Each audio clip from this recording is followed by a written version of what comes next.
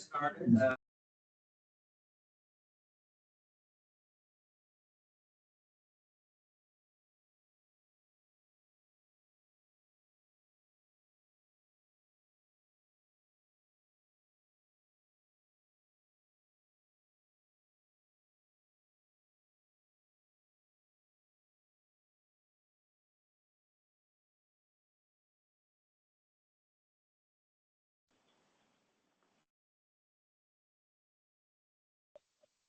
Right, Shirley or Krista, can you confirm you're getting our audio?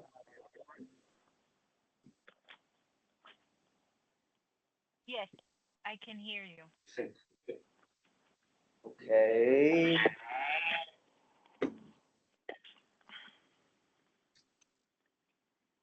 Shirley, can you speak again? We weren't picking up as much audio as we thought from you. Can you hear me?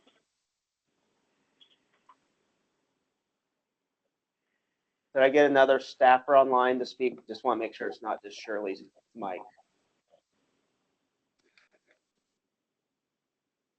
Hey Ryan, this is Les Skipper. I can hear you fine. Shirley was muted though, or quiet. Oh.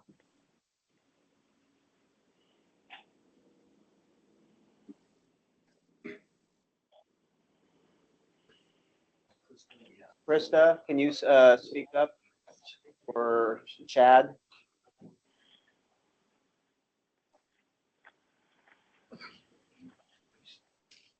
Can you guys hear me all right? Yeah, we got you now. Okay, Okay. I think that was on my end. Right, I think we're at technology. And Britton, we are recording? Okay. All right. Switch screens real quick.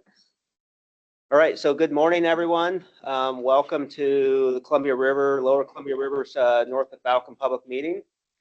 It's a hybrid meeting today, so we'll be having to with a little bit of technology, but really appreciate the attendance today. We do have seats up front. Tony. We've got 4 seats up here still, and look to any of the public to come on up. If more staff come in, we're trying to keep staff in the back to make sure the public is up front. So feel free to come up if you'd like.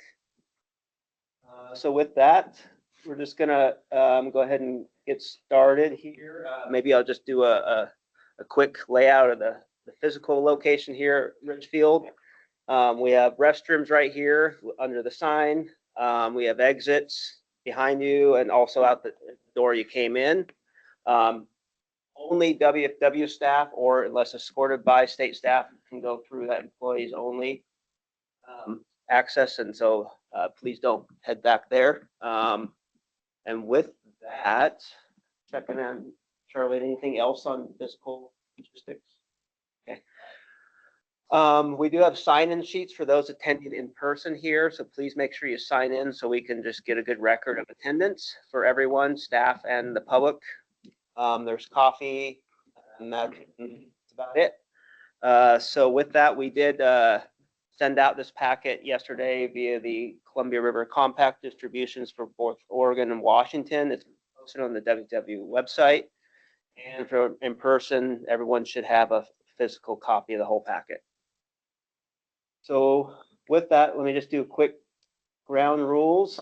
Bear with me. Upon joining the virtual meeting, your microphone will have been muted. Anyone in person, please stay muted.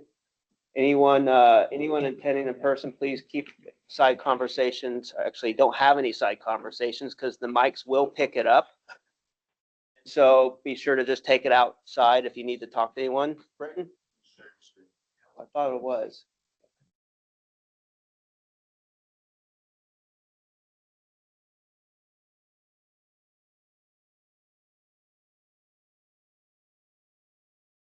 Okay, thank you. In case of any technical issues, you can use the chat function, but we are not using the chat function for taking public comment. Public comments are encouraged. We will identify when we're open to those discussions. We'd like to have a discussion, but we have to bear in mind the time constraints we have. When speaking, make sure you state your name. Use the raise hand feature, or in the room, raise your hand. We'll try to get you. I may not recognize everyone, so we'll work through it.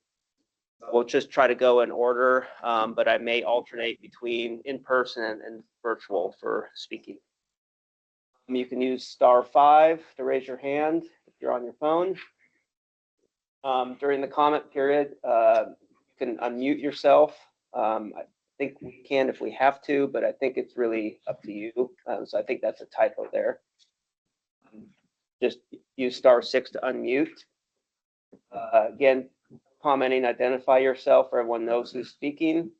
Keep the discussions focused on the agenda items and the questions at hand. We have a lot to go through and really want to be focused on this year's salmon and steelhead fisheries in the Columbia.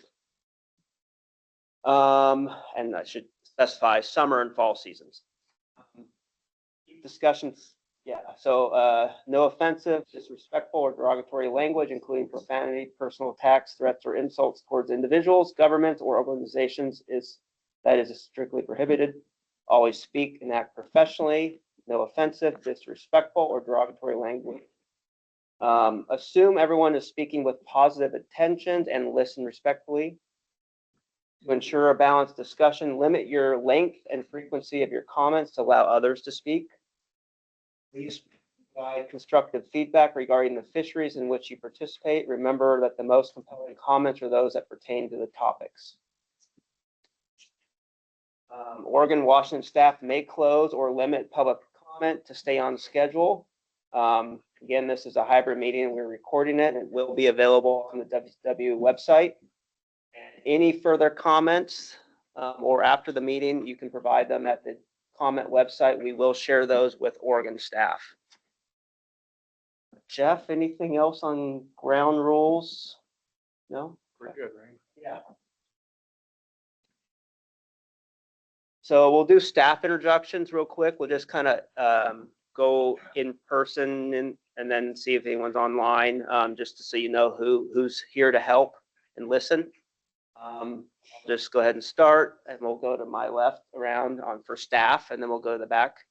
Ryan Lothrop, WFW Columbia River Fishery Manager. I'm Jeff Whistler, the Columbia River Fishery Manager for the Oregon Department of Fish and Wildlife. Dr. Charlene Hurst. I'm the Columbia River Division Manager for Washington Department of Fish and Wildlife. I'm the Intergovernmental Planet Manager for the Washington Department. My name's Kelly Cunningham. I'm the Fish Program Director. Tucker Jones, I'm the Ocean Salmon Columbia River Program Manager for the Oregon Department. On. Sorry, John North, Oregon Department of Fish and Wildlife, Fish Division Deputy for Marine and Columbia River Program. Then we'll go to the back. Hand if you want to start. Oh, Q. Sorry, one more. Majority with WDFW, I'm a fisheries biologist for Columbia River Division. Hannah Moore. I'm with ODFW, Columbia River Fisheries Analyst. Beth Basie, WFW, Columbia River Fisheries Sampling Coordinator. Frank Spellman, fisheries biologist, Pacific States Marine Fisheries Commission. Cameron Duff, ODFW, Select Area and Estuary Fisheries Project Leader. Bob Reagan, Oregon Fish and Wildlife, Project Leader for the Lower Columbia and Lower Willamette recreational fisheries. Jeremy Wilson, WDFW Fishery and Hatchery Policy Analyst. And I'm Bryce Glasser, WDFW. I am the Region 5 Southwest Washington Fish Program Manager. I'm Trevor Hutton. I'm Bryce's counterpart way up in Region 3 on the hand. Matt Carter, the Region 2 in person. Follow-up, Superintendent Fisheries Biologist for WDFW. Jeff Wickersham, Washington Department of Fish and Wildlife Enforcement Captain, Southwest Washington. Brendan Ransford, WFW Communications. Is that it in the back? Okay, I will just go through who I see online for state staff to kind of keep us on time. So I see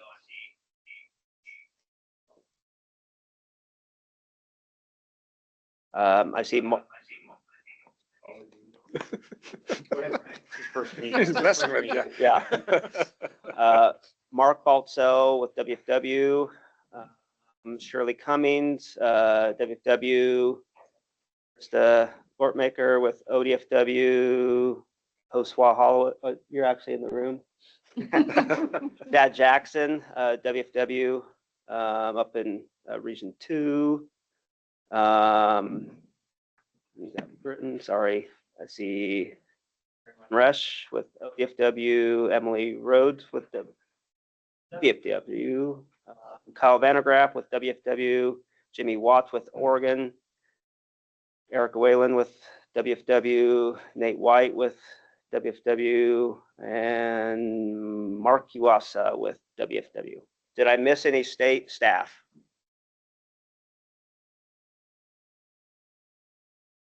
Okay, we'll keep moving. So meeting materials, again, everyone should have a copy here in the room. We're going to try to display it for those in the room and on virtually. And it's on the website and was distributed by the Compact. We've got the agenda. We have the main North of Falcon handout that we'll be spending most of our time on. We did include for reference the NOAA guidance letter, which is in the packet, the ocean, North of Falcon, South of Falcon alternatives, recreational alternatives. And then there's a FW Region 5 tributary handouts as well. So with this agenda, we're going to start off with the fishery guidance and conservation objectives. Be pretty brief on that, just to kind of lay out the framework. Then we have a quick review of last year's fisheries. And then we'll spend a bit more time in this main session on this year's considerations for fisheries. And then from that point, we'll take some clarifying questions or comments on that information. And we'll save the 2026 recreational and commercial fishery discussion for the breakouts. So then we'll take a pause. Recreational conversations will stay in this room. Those on the commercial will head over to another room in this building, but we have a different link provided in this agenda for those who want to switch. And then for the recreation, we'll walk through the main stem summer and fall seasons. And then we'll get into Washington tributaries and then take discussion on that. And commercial will kind of go along the same way, just with the summer fall commercial fisheries. We will not be coming back together as a large group, but if one of the groups and if the commercial ends earlier, which it has in the past, they're more than willing to into this room. It's a public meeting. We suspect the recreational conversations will go quite a bit longer, as they typically do. So next steps, staff will select one fishery management strategy per area and update the models accordingly during April Council, which is this week, hosted in Portland. We will adjust the fishery structures accordingly to achieve the conservation policy objectives while also reducing reducing the in-season closure risk. We ask that you provide any additional comments online through the portal by Sunday, April 5th, so we can review everything and make a call of what we're pulling together in the council in April 6th. The council is the 7th through the 12th in Portland. The link's there. As well, Washington posts the kind of summary season wrap up at the link provided there when North of Falcon concludes, and Oregon does the same on their website provided there. Anything else, Jeff, on next steps? I think you covered it, Ryan. Okay. Nice. So coming back up, I think with that, we're just going to jump right into the materials. Sounds good. Okay. All right, thanks, Ryan. I'll kick off here with the fishery guidance and conservation objectives. As anyone who's been around Columbia River fisheries in the past knows, there's several conservation objectives, management criteria, et cetera, that we have to consider as we're planning and managing these fisheries. nothing necessarily new here, but just a good reminder for everybody on what some of those multiple pieces are. So first up, we've got several stocks and species that have some linkage to ESA protection, whether that be through state endangered species lists and actions or federal. We do have federal, protection for, Chinook, coho, sockeye, and steelhead, which are all encountered in these fisheries we're here discussing today. And NOAA puts out a guidance letter annually, typically in each year, that describes their expectations and guidance for managing these ESA listed stocks in the ocean and our in-river fisheries as well. That helps helps all the parties work through this PFMC planning process. Additionally, we've got the U.S. versus Oregon management agreement in effect. This management agreement defines the harvest rates for upriver origin stocks, in-river fisheries, and also lays out sharing principles with the Columbia River Treaty tribes in the states. And then additionally, we've got guidance from commissions in both states, Oregon Fish and Wildlife Commission and the Washington Fish and Wildlife Commission, that provides guidance on allocations and sharing between commercial and recreational fisheries, et cetera. So for summer Chinook, we do have some guidance from the commissions specific to the in-river sharing piece. That guidance is not concurrent. Oregon rule allocates the in-river share for fisheries downstream of Priest Rapids to 80% to recreational fisheries and 20% to commercial, while Washington's policy has kind of a tiered approach. It's based on abundances and can range from 70-30 to 60-40. And with the summer Chinook forecast that we have for this year, would fall into the 70-30 sharing. 80-20? Yeah. Sorry, 80-20, I'm on the wrong line, which is, yeah, you're right, 80-20. So we are concurrent on those splits this year because of that guidance. That can change in season though, unfortunately, which can be a little tricky. Additionally, Washington has a policy that allocates harvestable surplus for fisheries upstream and downstream of Priest, and there's a sliding scale there, also based on abundance. And we also have guidance regarding the commercial gears allowed during summer season. That's not concurrent, whereas Oregon rules don't allow the use of gill nets in summer season Chinook fisheries, but Washington policy does. And additionally, we've got policy sharing guidance on sockeye. That's not concurrent this year. Oregon rule is 80-20, while Washington's policy is 70% recreational, 30% sharing on sockeye. Same place we've been in for a few years there. Chinook gets a little more cumbersome, but we've got concurrent guidance on the recreational commercial sharing there, with no more than 70% of the allowable ESA impacts for the most constraining fall Chinook stock for allocated recreational fisheries, and no less than 30% for commercial fisheries. We have some non-concurrence though in the use of gears, where Oregon rule allows gill nets only in the main stem in zones 4-5. Washington policy allows gill nets in any of the commercial fishing zones downstream of Bonneville. And additionally, Oregon rule has some recreational Chinook retention season objectives, which and Washington policy does not speak to those objectives. And further, Oregon rule says that if those objectives are expected to be met for recreational fisheries, then additional opportunity can be provided to the main stem commercial fisheries. Coho is a little different. There aren't numerical allocations provided in commission guidance, but a priority list for the use of impacts to the listed component of the lower river coho stock. The first priority is the select area commercial fisheries, followed by main stem commercial Chinook fisheries. And then Oregon's got a next priority as the commercial hatchery coho fisheries. And then both states have recreational fisheries next in the list. And then finally, both states have coho-directed main stem commercial fisheries at the end. So it's a priority list there, not numerical sharing, like I said. And again, policy guidance here is not concurrent as far as commercial gears go. Oregon does not allow the use of gill nets in zones 1 through 3, while Washington does.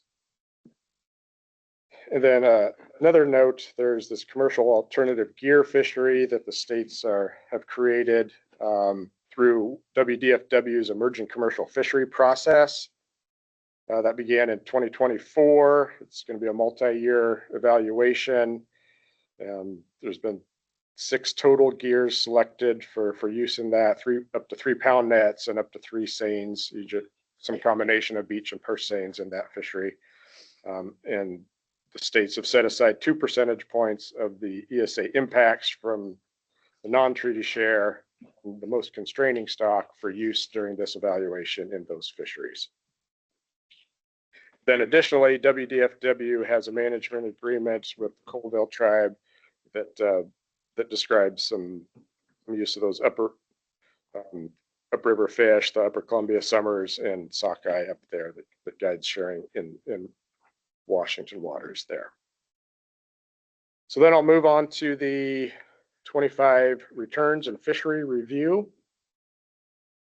And we'll try to move through this relatively quickly and then get to this year's stuff. But again, just trying to put everyone's heads in this space. It's been a year or so since we've all been here together. So it's helpful to go through the summer and fall fisheries we had last year to get us thinking that direction.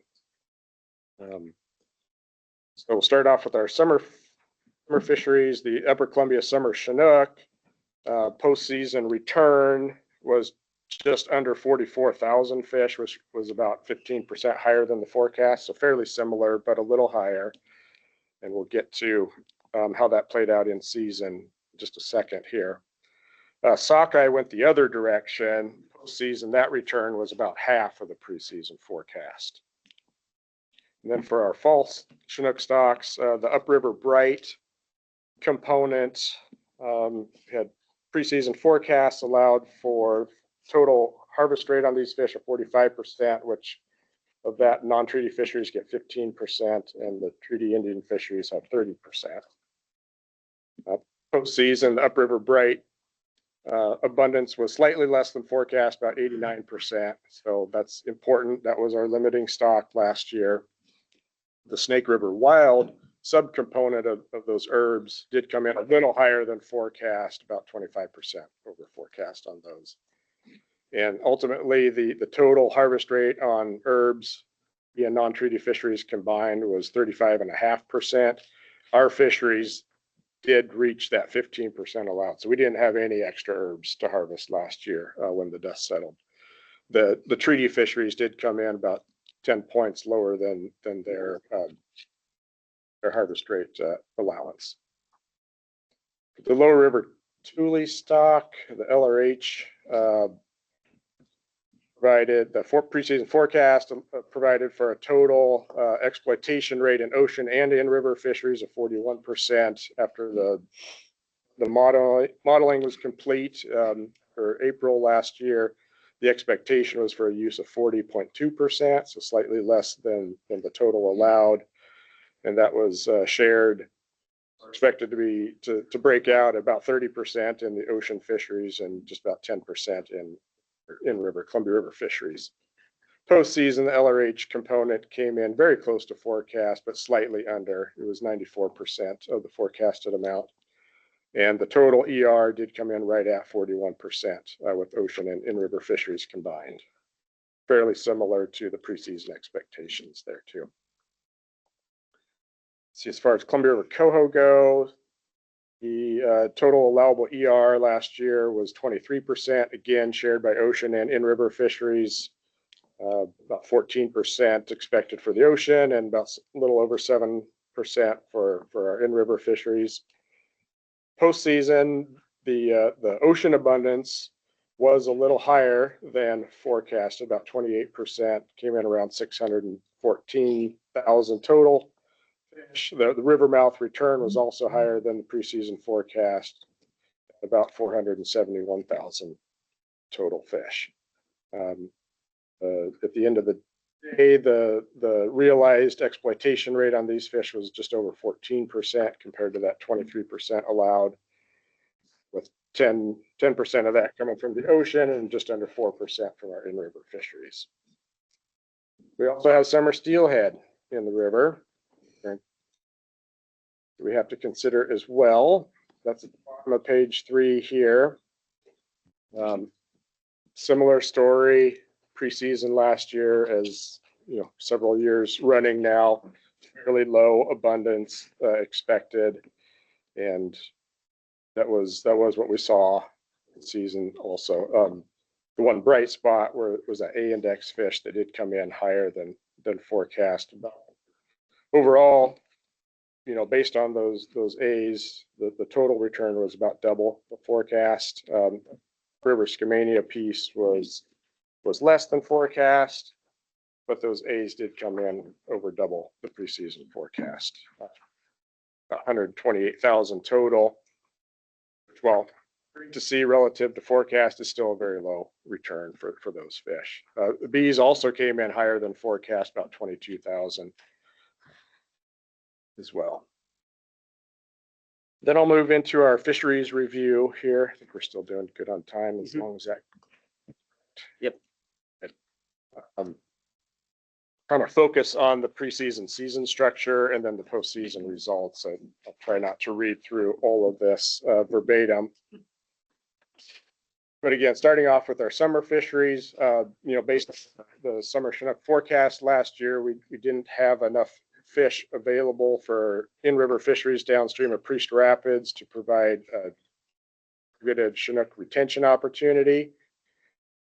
But we did have some sockeye available, and if everyone remembers, we planned that fishery based on conversations we had around this table last year to kind of focus in on the 4th of July weekend. So that fishery was expected to be open from June 22nd through July 6th. We did reduce the sockeye bag limit preseason last year to 1 fish.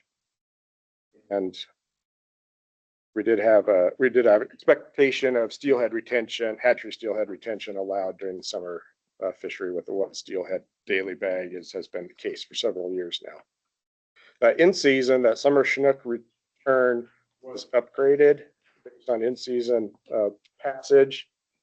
And that did allow the states to add some retention opportunity from July 12th through 19th, the fisheries downstream of Highway 395.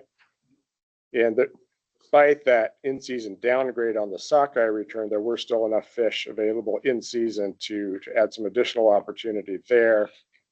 So we added sockeye along with that Chinook opportunity, but then kept sockeye open through the end of July. Total catch estimates, fishery downstream of Bonneville was under 500, adult Chinook kept with about 700 released, just less than 900 sockeye kept, 37 released, and 2,800 hatchery steelhead kept with about 3,300 released from just under 28,000 angler trips. From Bonneville Dam upstream to Priest Rapids Dam, they didn't catch any hatchery adult Chinook. There was 184 released in that fishery. About 2,200 sockeye were kept, 36 released, and there was a handful of steelhead released also. Total angler trips in those fisheries were just under 26,000. Upstream of Priest Rapids, there was some main stem and tributary fisheries open from July 21st through August 1st on a limited days per week schedule. And so sockeye was open from July 1st through the 21st. And then starting after the first week of that, it went to a limited days per week schedule as well. Total catch estimates in these fisheries were about 1,100 adult Chinook kept with 400 released. About 9,900 sockeye kept, 4 released, and 0 steelhead released from about 10,500 angler trips. So now moving into our fall fisheries, the plan for the recreational fishery from Buoy 10 upstream to West Puget Island was a little different last year. We had some mark select or some non-mark select Chinook opportunity at the front side, followed by a period of mark select Chinook during peak tule abundance, and then ended the month and into September with non-mark select Chinook as well. So a different approach last year, again, based on a lot of the feedback and discussion we had last year at this table. We implemented that for last year's fisheries. And that fishery did occur as planned. The one ad that we did have in season was hatchery steelhead retention added during the month of August from Buoy 10 upstream to the Dalles Dam is already expected to be open during August from the Dalles upstream.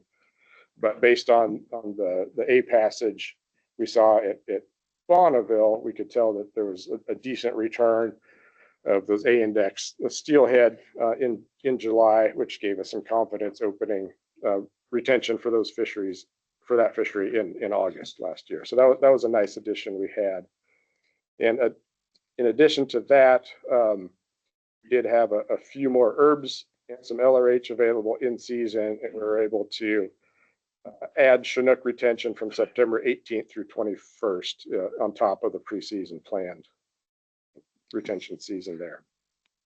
And then for the Buoy 10 fishery, hatchery coho retention was open as planned preseason from August 1st through the end of the year. Total catch estimates here were just over 33,000 kept Chinook, with about 22,000 released, just under 44,000 coho kept, about 29,000 released there, and 155 or so steelhead kept, just under 100 released from nearly 110,000 angler trips in that fishery.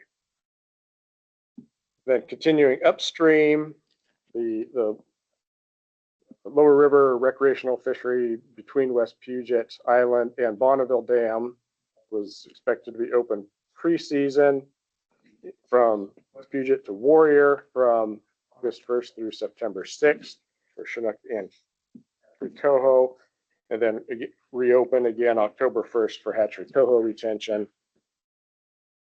And the area from Warrior Rock upstream to Bonneville was more similar to the fisheries upstream of Bonneville, with an expected Chinook and hatchery coho retention period from August 1st through September 17th, and then reopening October 1st through the end of the year for hatchery coho retention.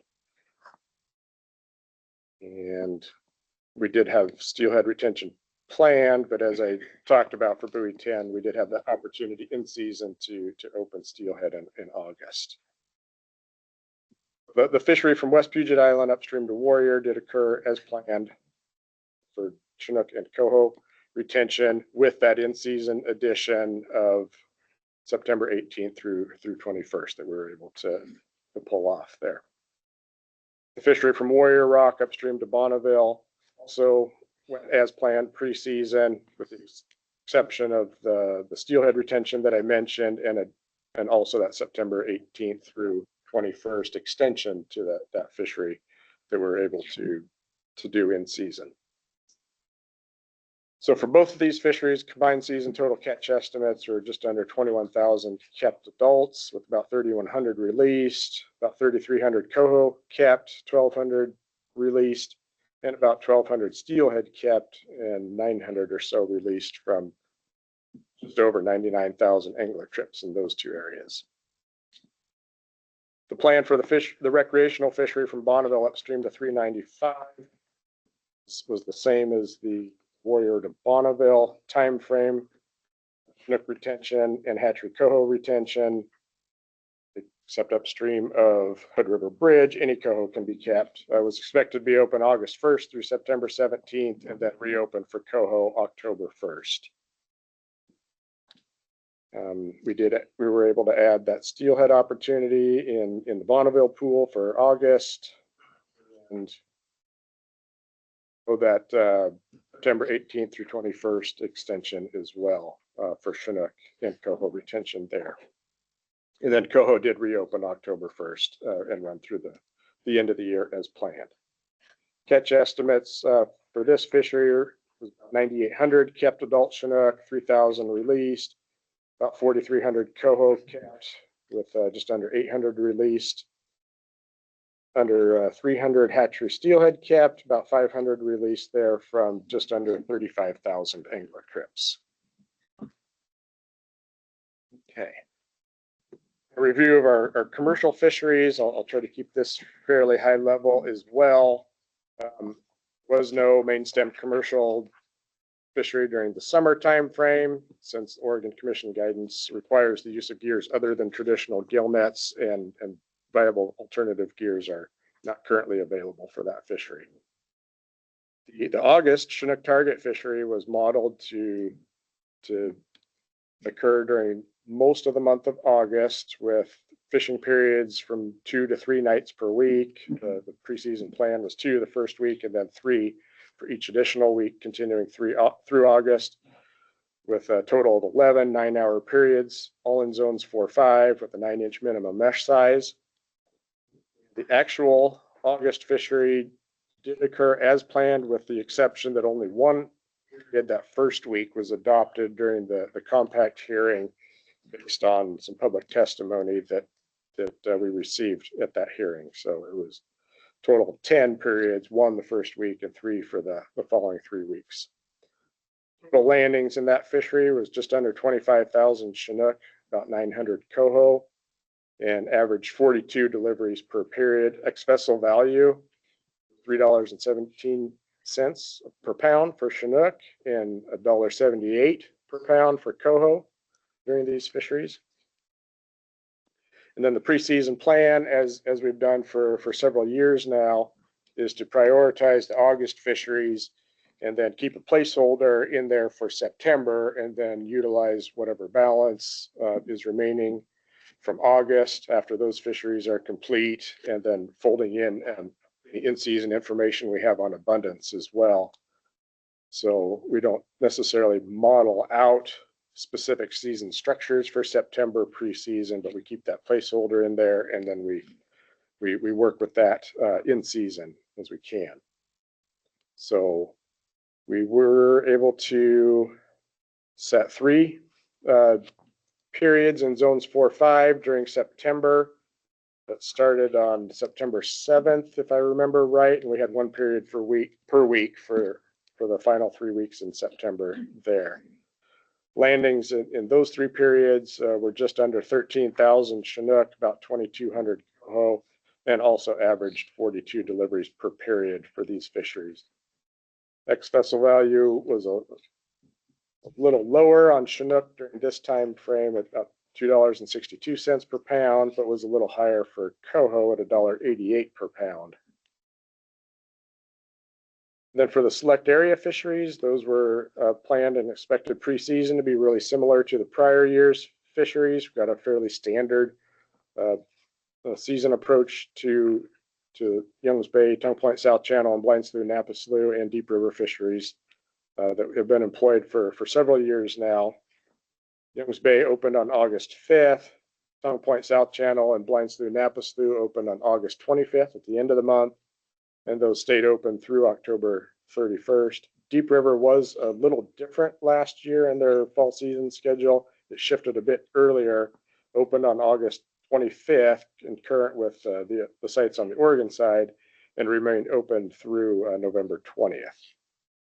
Total catch in all of the combined select area fall fisheries was just over 20,000 Chinook, just over 52,000 coho, and there were about 100 steelhead released out of those fisheries as well. Ex-vessel values are $1.93 per pound for Chinook and $1.77 per pound for coho in those combined fisheries.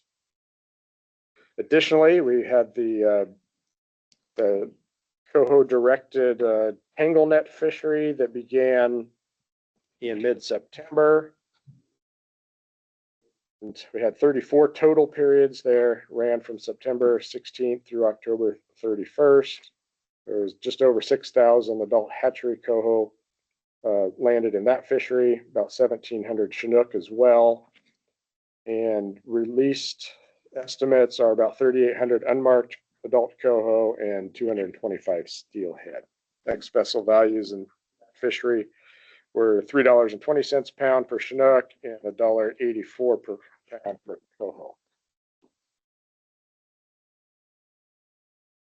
Then, as I mentioned earlier, we did have the limited entry alternative gear fishery prosecuted last year as well.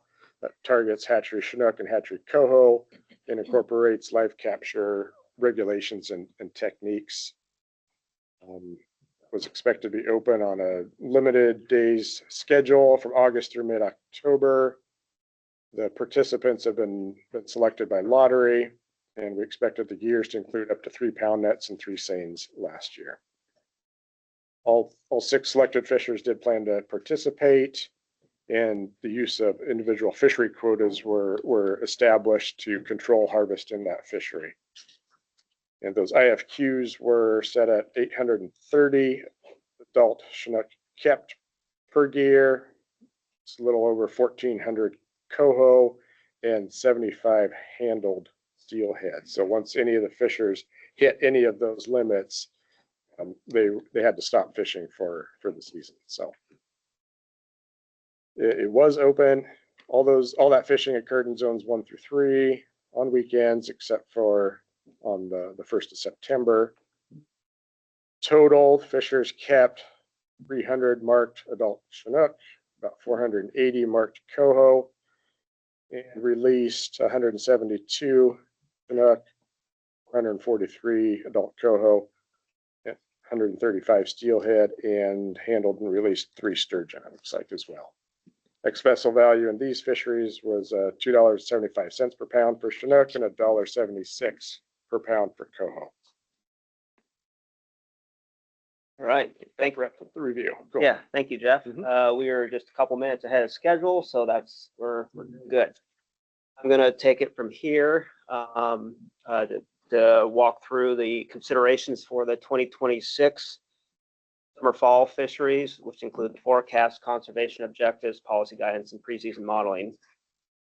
We do have a NIMS NOAA guidance letter that's produced annually. It is included in the packet. Not going to pull it up unless Tony needs to point anything out, but I wanted to check in with Tony, our NOAA rep, to see if there's any comments or additions regarding the guidance letter for this year. Thanks, Ryan. Tony Sinisco, NOAA Fisheries. Nothing to highlight for me unless there's any questions. Tony? So move into summer Chinook. Jeff alluded to that, but we have a low forecast and some challenges there. This year's forecast is 41,000, so it's above last year's forecast, but below last year's return. So it would be in a lower tier category. Ocean non-treaty catches are considered part of the non-treaty allocation per USV Oregon. The first in-season run size update is not typically available until early July. The Washington Commission does allocate 10% of the in-river allocation given the current abundance for above Priest Rapids Dam. Sorry, below, not above. Sorry, Chad. Yeah, sorry. We almost got pulled a fast one there. Washington Commission, sorry, and then both state commissions do allocate recreational commercial allocations for downstream of Priest Rapids. This year we are concurrent at 80% recreational, 20% commercial. The main stem summer Chinook retention fisheries are not expected to occur downstream Priest Rapids given the anticipated remaining allocation. The final estimate on that will come out of the Pacific Fishery Management Council when we get the final ocean estimate, and we can do the final math, but we do anticipate it to cover the other fisheries ongoing at that time frame. So, and I should make mention, I don't know if we mentioned that, but the summer Chinook is a total mortalities. And now basically it's managed total mortalities, not catch. For sockeye, this year's forecast is 275,000. Most of those are Okanagan fish, followed by Wenatchee. The Wenatchee escapement goal of 23,000 fish is expected to be met. The allowable impact rate for Snake River sockeye is 1%, which equates to 2,749 total mortality of sockeye for non-treaty fisheries downstream of Highway 395. We are non-concurrent allocation, so we're planning to plan the fisheries with 70% recreational, 20% commercial, and 10% unallocated.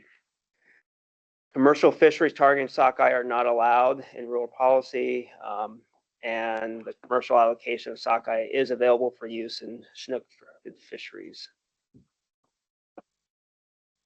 All right, I'm going to move into summer steelhead. Preseason forecasts are not made for lower river Skamania summer steelhead. The forecasts provided here are upriver Skamania A index and B index, which total 133,700. River Skamania is 5,700, which of those 2,400 are wild. A index is 87,900, of which 33,100 are wild. And then B index is 40,100, and of those 4,500 are wild. The allowable ESA impact rate on both wild A and wild B index is 2.0% during the fall seasons for non-treaty fisheries. Given the poor expected return of upriver summer steelhead, yet again, fishery restrictions will be similar to the last several years, which include a minimum mesh size restrictions for zone 4-5 commercial fisheries and a rolling block closure and various angling sanctuary closures in areas for recreational fisheries.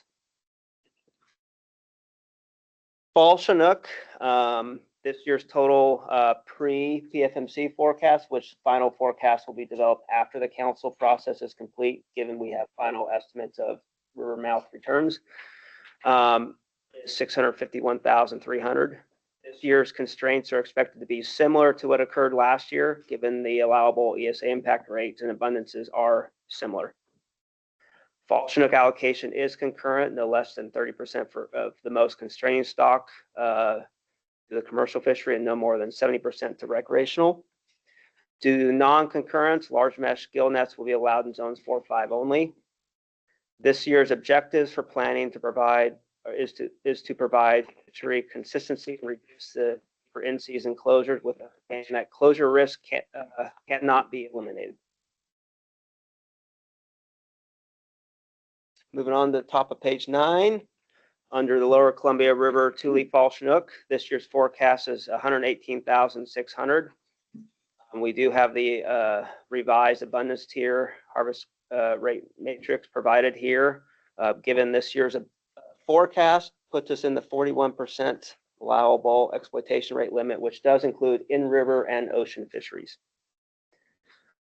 For upriver bright, Snake River Wild Fall Chinook, this year's pre-PFMC forecast is 281,600 herbs and 8,800 Snake River wilds. The allowable Columbia River non-treaty harvest rate is 15%, and the allowable Snake River wild ESA impact rate harvest rate is 15%. This table here provides last year's forecast, last year's returns, and this year's forecast. I won't walk through this because I already kind of highlighted the key stocks. But I think the only other one I want to point out that is a bit different in recent years are the pull up river brights. We saw a return quite a bit above the forecast of 125,000 last year. Those are destined to areas such as Little White. And this year's forecast is fairly robust at 106,500. So it's a strong forecast on that stock. For Columbia River coho, the ocean abundance, that's pre-ocean fisheries, forecast is 511,200 adults, of which 322,700 are the early stock and 188,500 are the late stock. Expected in-river mark rates of LCN coho, those are lower Columbia natural coho, differ by stock, with the early coho mark rate being at 44% and the late coho mark rate being at higher at 63%, which is usually what we see. And then the total ocean Columbia River exploitation rate limit on the LCN is 23%, which is the same as last year. That includes ocean and then river. And then the other objective is that no less than 50% passage at Bonneville Dam of the ocean abundance of upriver origin coho must be met.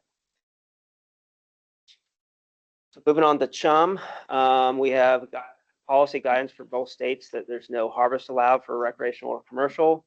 The ESA impact limit is 5.0% harvest rate on the combined fisheries. And then on to 10.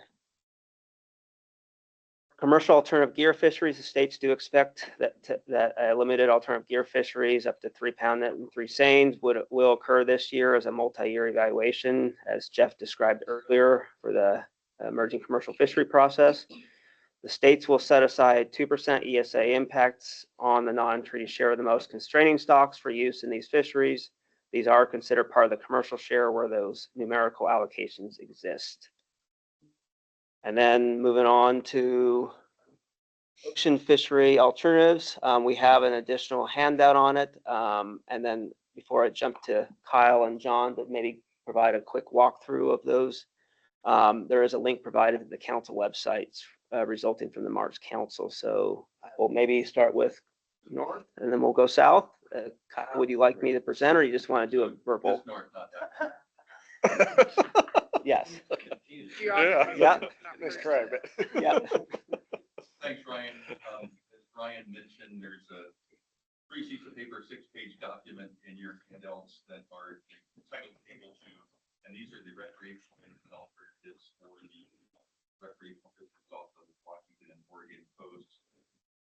They're labeled pages 48 through 53 because they're part of a much bigger document called 3 Season Report 2 that's available for sale. That has a lot more information and analysis on the fisheries alternative. For some context, in 2025, the North of Falcon ocean quotas were 116,000 Chinook and 108,000 coho. If you look across the alternatives this year, alternative 1 is 120,000 Chinook and 130,000 coho. Alternative 2 is 112,500 Chinook and 120,000 coho. Alternative 3 is 97,500 Chinook and 90,000 coho. So alternative 2 is down a tick from 2025 for Chinook and up a bit for coho.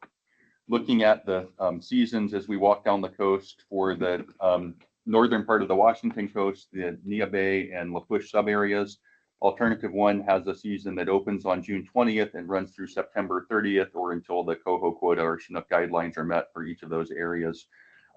Alternative 1 has a season that starts with a June 20th through July 5 season that's 1 salmon per day, Chinook only, so no coho retention during the first part of that season. And then beginning July 6th, it's open for all salmon, 2 salmon per day. Alternative 2 as a slightly delayed opener, June 27th through September 30th. And again, it has an early season, June 27th through July 5th, 1 salmon per day, no coho. And then on July 6th goes to all salmon, 2 salmon per day.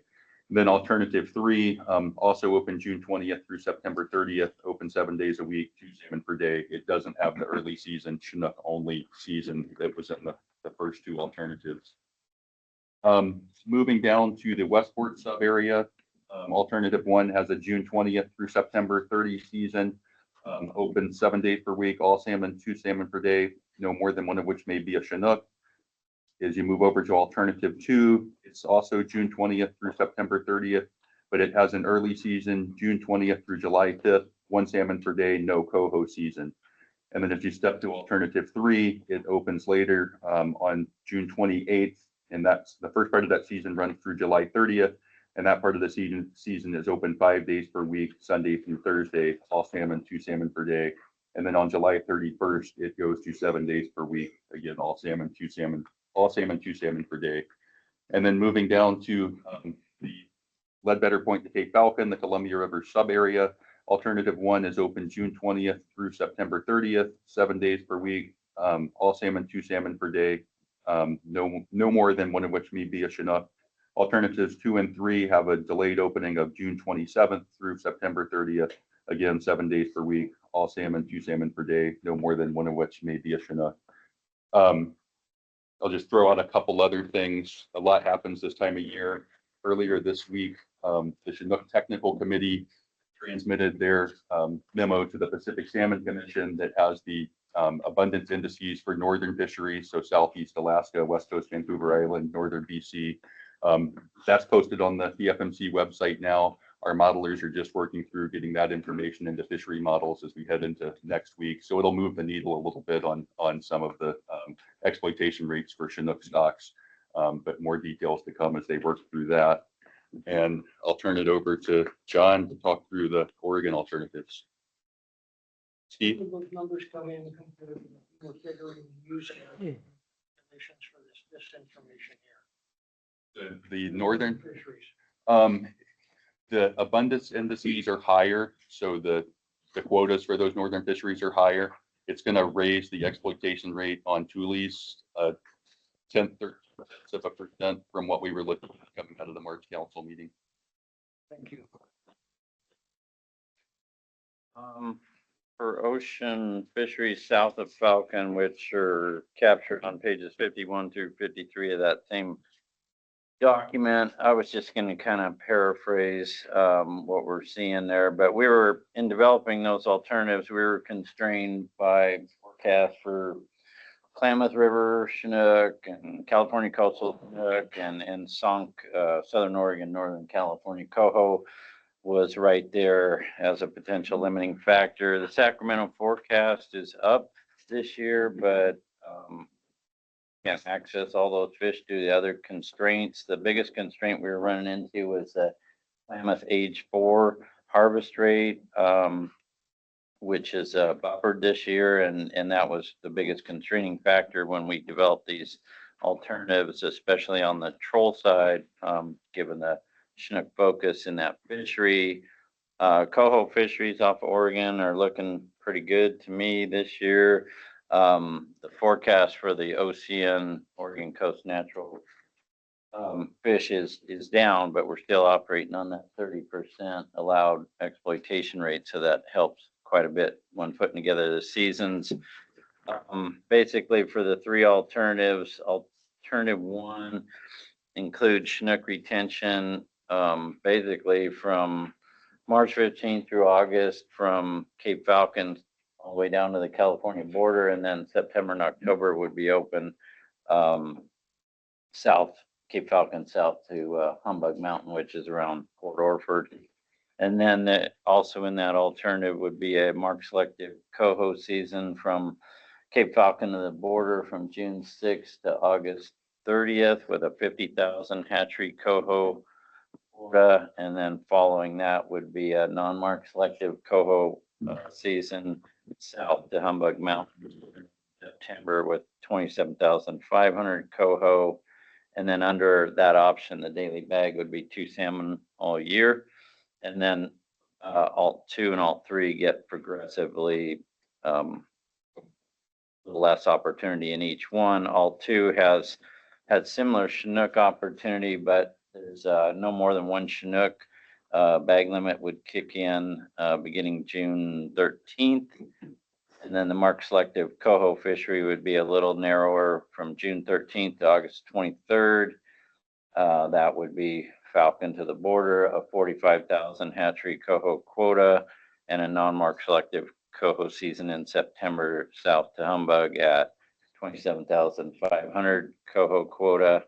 And then alt 3 has a little less Chinook opportunity south of Humbug Mountain, where we see higher impacts on the Klamath stock.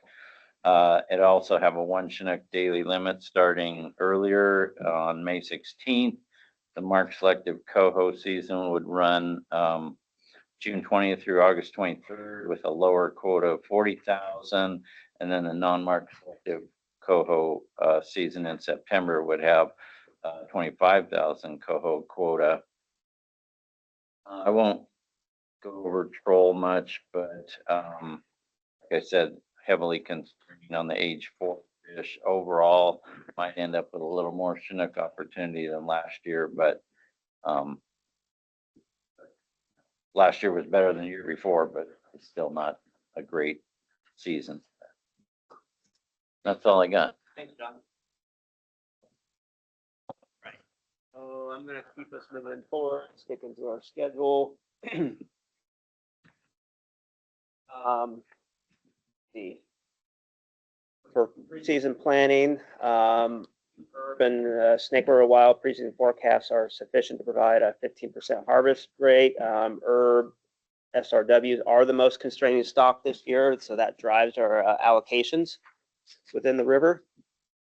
But could become even more limiting based on catch rate, stock comp, or abundance projections if they change compared to preseason.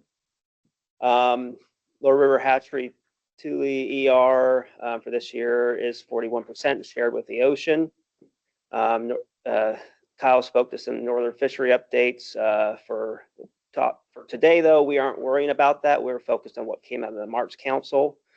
We will in-river fisheries may need to be modified accordingly to stay within allowable ESA impact rates during the remainder of North Falcon PFMC as the models get updated. So we have, I won't walk through all of this, but maybe just highlight Alt 1 and Alt 2. These are sort of the outputs of the March Council, which includes a 15% harvest rate input for the lower river hatcheries, Thules, and about a 1/3 use of the LCN ERs for in-river. The high ocean alternative there, we have an ocean catch of summers of about 6,200, which puts the remaining in-river allocation at 2,564 for in-river. LRH, we are over that 41% limit at 42.5, of which 10.1% ER is the in-river component. For LCN coho, it's over the 23% limit at 23.9, of which the in-river component with our input was 7.4% ER, and upriver coho passage is 58%, so meeting that threshold. For alternative 2, the middle option, summer Chinook ocean catch is about 5,663, so a little bit less, which provides a little more in-river allocation at 3,025. For LRH fall Chinook, we are still over the 41% limit at 41.6%, of which the in-river component is 10.3% ER. For LCN coho, we are under the 23% at 22.7, which the in-river component is 7.7% ER. And we are meeting that upriver coho passage threshold at 58%. And then alternative 3, in case you want to look, but I won't walk through that. For what's up next for modeling, we need to walk through the various allocations for summer Chinook, which we've described in detail already. For sockeye, same thing. We have the recreational commercial allocations to consider. Fall Chinook, it is no less than 30% commercial, no more than 70% recreational of the most constrained stock, which is upriver brights. Consideration for herb SR use by time and area will need to be taken into consideration and not to exceed the allowable harvest rates. For in-river coho modeling, that is still ongoing. Fisheries are expected to be similar in structure to recent years, with the possibility of additional coho opportunities, as well as the limited commercial alternative gear fishery. We will be reserving Chinook mortalities to cover coho-directed fisheries, as we have done in the past. Steelhead modeling is not complete. Recreational and commercial fisheries are expected to have similar regulations and restrictions as in recent years. So in the discussion breakouts for recreational, we will be discussing fishery concepts to meet the conservation objectives and policy guidance while still providing the consistent and meaningful fishing opportunities in a manner that does reduce the in-season closure risk that we've been working through the last several years. We did have a commercial recreational advisory group meeting on March 12th to advisor input, and we incorporated elements of the input into this packet. Recreational Chinook fishery season objectives, as described in the Oregon rule, are not expected to be achieved, and a variety of scenarios were modeled, taking into account the herb SRW harvest rate usage while also considering LRH. And then additional opportunities may exist in season if herb run comes in larger than forecast and or if fisheries are tracking less than preseason expectations. And then for the commercial discussion, review model fall commercial fisheries based on the commercial advisory group input, which we did have an advisory group meeting on March 12th as well. Elements of that input were incorporated into the commercial discussion section. We expect the 26 fishing plan to be somewhat similar to last year's preseason plan. And there will be a set aside and non-treaty ESA impacts for commercial alternative gear implementation. I think so with that, we are going to be open for some clarifying questions, comments, etc. up until 11:15. Then we'll take a 15-minute break to get set for the breakouts. Bear in mind, if it's about this year's fishery, you might save those because that's where the breakouts will come into play for the season structure. But, you know, any clarifying questions or comments regarding what happened last year, what we presented, or the policy guidance, conservation objective limits, etc. That's kind of what we're looking for. If there's any clarifying questions, points to be made, etc. So I think with that, I will look for hands and create a speaking list, and we'll start cycling through. But at 11:15, I think we're going to shut it down. So try to keep it concise, and I'll keep up with hands online. So anyone have any questions, points, etc.?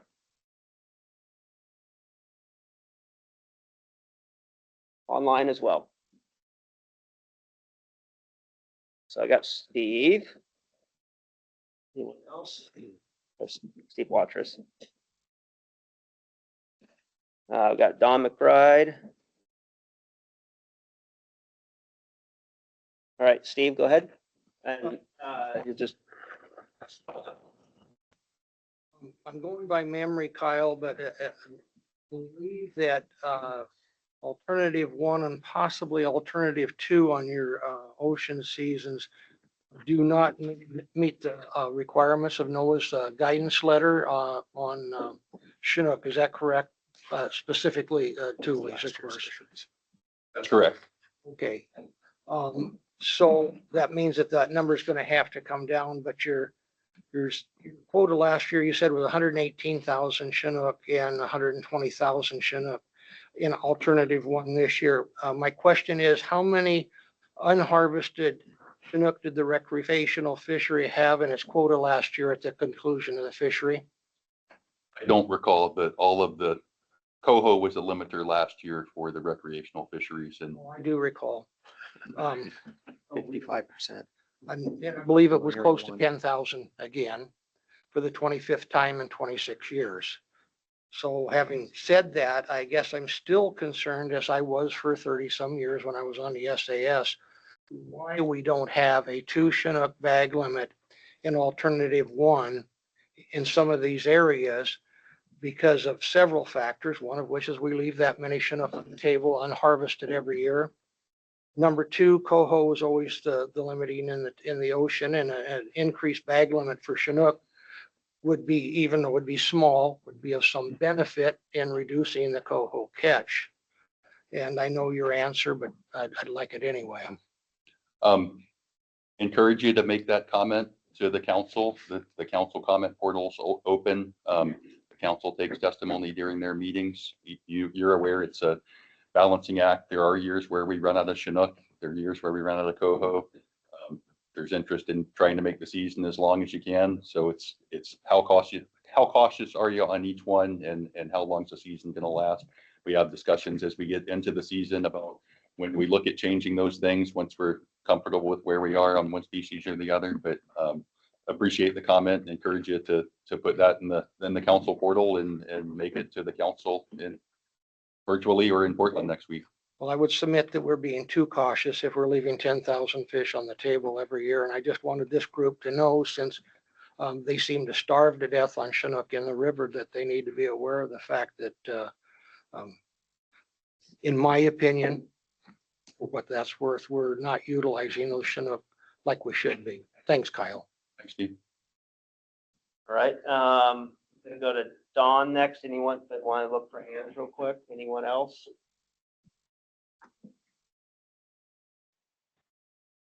Okay, Dawn, you're up. Hi, can you hear me now?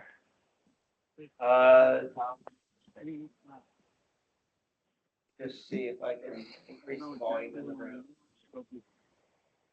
Try that now. Can you hear me online? Yes, go ahead. Don McBride.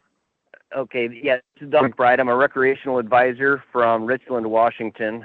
I just really wanted to make a comment and Steve won't like hearing this because I'm actually urging more caution rather than less caution on Chinook harvest.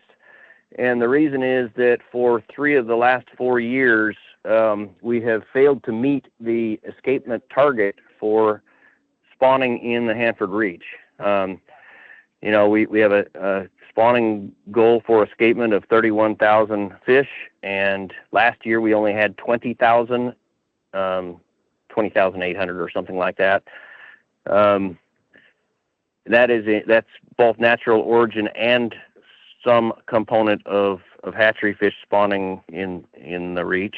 Again, 3 of the last 4 years we have not made the 31,000, and right now the department's current forecast for return to the Reach is 58,000 fish, but half of that is hatchery.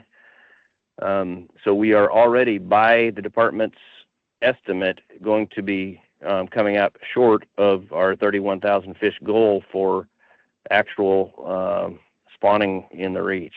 So something isn't working if we have hundreds of thousands of URBs forecast to return to the river mouth, and we're only getting less than 31,000 actually reaching the gravel in the Hanford Reach. So something's got to change. Somewhere along our modeling is not working. So that's my comment. Thank you. Thanks, Don. Looking for last call. Harry? Anyone else? And that will be it. All right, Harry, you're the final one.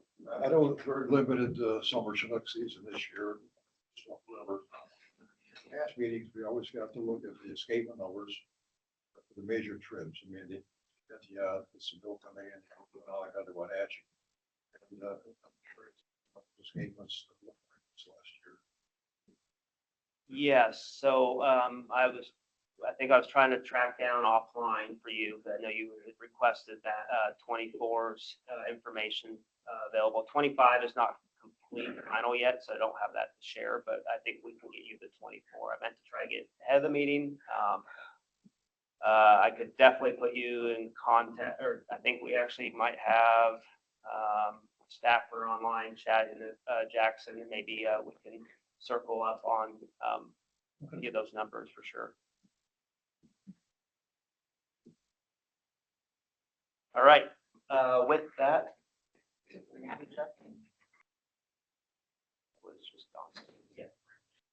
Okay, with that, we will, we're right on schedule, which is great. A minute to spare. So we will go on break until 11:30. That'll give everyone's bio break opportunity, coffee, fresh, get commercial set up in the other room.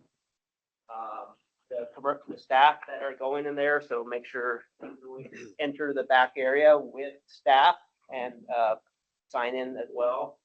That will include myself, Beth, and then Cameron and Hannah. And if any other leadership wants to join, they are welcome, but I think we will keep in this room. Charlene will take over the hosting opportunity. Why are you laughing? It can be fun. And then Jeff will stay here, Tucker, Quentin, and Rob as core staff, and then the rest of the staff. And then we also have Region 5 staff that'll stay here as well. So with that, we're going to go ahead and go on mute and take a break and come back shortly. Thanks all. I used to once. Did you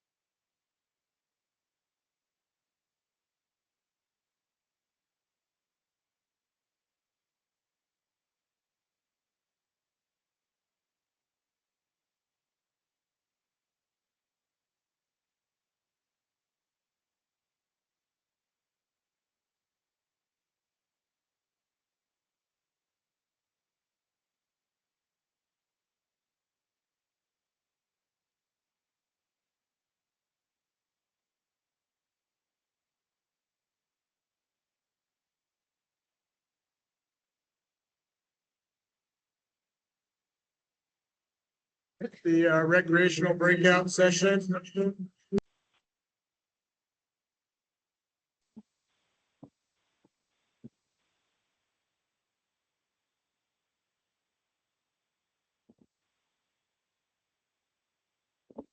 I am no longer muted.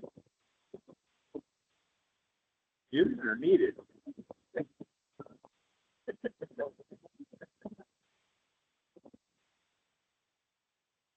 You got 2 bars.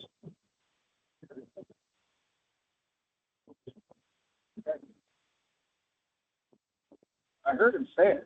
It didn't cut out. I've never had this much trouble getting it. I got good spin. Yeah, bad.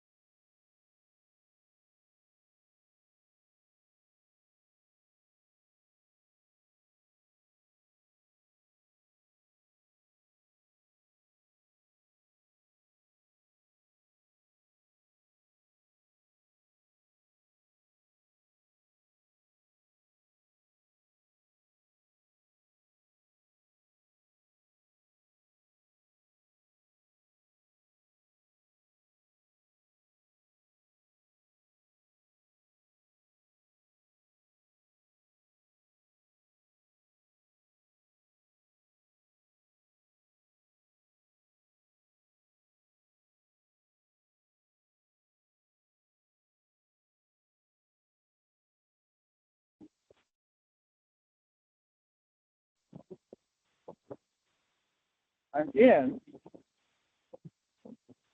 I lost audio. Just how they like it. How they like it. God, you're no longer muted. Right here. I'm trying not to act the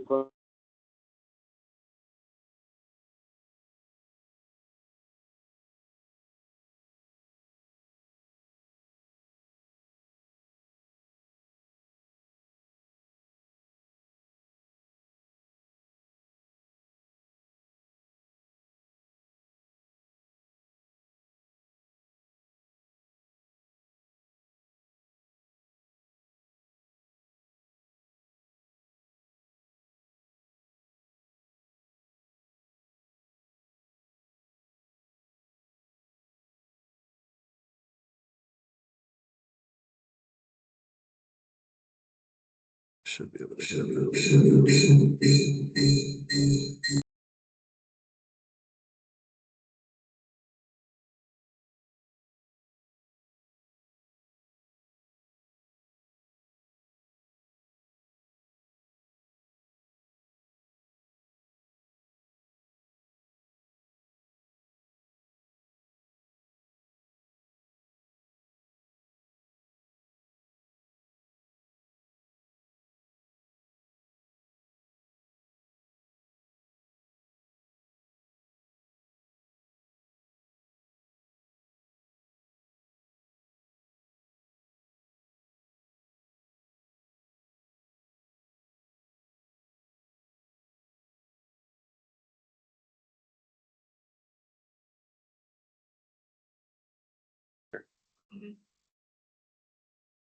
Okay, now it's That was okay. it. Yeah. All right, can you hear us now online? Yes, there you are. Okay, Yeah. great, thanks. Thanks, Sean. Okay, Thanks, yeah. Jesse. We're getting some confirmation. Yeah, sorry about that. Technical difficulties here. But yeah, we hadn't got too far. So we're still on page 12, just stepping through some of the background information here. A lot of this we did cover earlier, so I don't want to repeat everything. I just want to kind of in the middle of the page here, we do, as we're modeling out fisheries, we do consider, since upriver brights and Snake River wilds will be the limiting Chinook stock this year. We do look at kind of historical usage for the different fisheries as we're trying to spread those out in our modeling. And of course, we can't exceed any of the allowable harvest rates or anything like that. LRH are always, right behind, if not in front, but the last few years we have been URB and Snake River Wild limited, but LRH are always a consideration as well that we need to keep an eye on too. There's also the steelhead piece that we have to consider. So any of these concepts that we talk about need to fit within steelhead ESA limits as well. And as we mentioned, we did have a meeting with the recreational advisor group last month. We got some initial feedback from them and that helped us kind of craft some of these concepts that we're working with here today. Additionally, on the bottom of page 12 and into the top of page 13, we've got a list of just different issues and concerns, comments that we've heard over the years. We're trying to keep those top of mind here and by presenting them on the page and making sure that folks understand that we're aware of these things. Some of these pieces we're able to act on, others we're not expecting to take into consideration this year. I think one of the big ones that has been on the list that was addressed last year was the Warrior Rock Lewis River line. So that was kind of a big process last year to work with enforcement, work with the advisors, and work with the recreational community to work on some of the issues with that line that have cropped up in season. And we did get a new line in place last year. So I wouldn't mind getting some feedback from folks when we get there on that, if you are interested in speaking to that one. And as always, our objective for this year, I'm on page 13 now, is to provide for fishery consistency, do what we can in the face of a very dynamic fisheries management environment to reduce the need for in-season closures. But as always, we can't guarantee those types of things. We react to the fisheries as they occur in season, and to make sure that we stay within all of our guidelines and limits that we do have in place. Jeff, when you say consistency, what do you help me understand? Consistency is, trying to provide, blocks of time, I guess, that are fairly durable over the years. So people can plan. It's always a balance, right? Plan for something and then, dealing with in-season actual information as it comes. So, yes. Let's see. So let's move to our main stem fisheries here. Summer Chinook. The allocations are still somewhat in flux. That will be finalized after the ocean fisheries have been finalized here next week or in the coming weeks. But the bottom line is that the allocation for in-river fisheries, recreational fisheries downstream of Priest is not high enough to allow for any directed Chinook harvest, but it is sufficient to allow for handle and release mortalities that will occur during the steelhead and sockeye fisheries. And as you saw last year, if things are different in season, we'll take that into account and react as necessary. Sockeye is another interesting one, and this is one where we do want some feedback here when I get to the bottom of the page. Catch rates have been increasing. We've had some early closures within the past 5-6 years. So last year we opened the fishery with the reduced daily bag limit of 1 sockeye. It was a short time frame, July 22nd through July 6th. Like I said this morning, the point there was to target that 4th of July weekend. And then we did have some additional opportunity in season for the last half of July. And again, we can't harvest every last one of those because we still need some handle and release mortality balance to prosecute the steelhead fishery as well. Okay, what else do we want to talk about here? I think I'll just go straight to our sockeye allocation is just over 1,900 fish. So we do think that that's enough for some limited retention opportunity, not the whole summer season though. So we've got two main concepts here that we'd like some feedback on. One is, again, targeting that 4th of July weekend. So that concept 1 you see at the bottom of page 13 would be for a sockeye retention season, June 23rd through July 5th, with a 2 fish limit though. So different from last year, but still no more than 1 steelhead. The other idea would be to start sockeye retention earlier. That model is in concept 2 here. That would be a retention period from June 19th through 25th, again with a 2 fish daily limit. And then concept 3 is more of an alternative to both of those. By reducing the daily bag limit to 1 sockeye, you can gain a day on either of those first 2. And that would be either starting a date earlier, June 22nd, in that first concept, or going a date later, so adding June 26th in that second concept there. So 4th of July weekend, is that a priority, or is the priority starting earlier in June? And then would like some feedback also on the daily bag limit piece there, knowing that only buys you a day. But those can be important days too. So these are basically neutral concepts here we can work with, but we're looking to get a sense of kind of folks' priorities and preferences on the sockeye piece here. So I'll stop here. We'll open it up for some discussion and feedback. And then actually there's a couple more bullets. Sorry, I missed them. On top of 14, just talking about additional time in season, as always. Even with that, like we saw last year, even with that downgrade, fishery performance still left us a balance in season, so we were able to add some sockeye. As always, we'll be looking at that in season and making those adjustments as we can. So with that, I'd like to open it up for just a few minutes here to get some feedback on this sockeye piece before we jump into fall. And then, like I said, we'll run through all the fall stuff, all the Washington tributary piece, and then have a broader discussion. So if you don't get your sockeye thoughts in now, there will be another opportunity to do that later as well.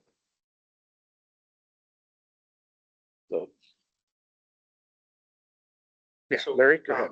Yeah, thanks for that. So, is the sockeye angler success twice as high? So your number in concept 1 and 2, you have 13 days versus 7 days. It's around the same time frame. You just wondering.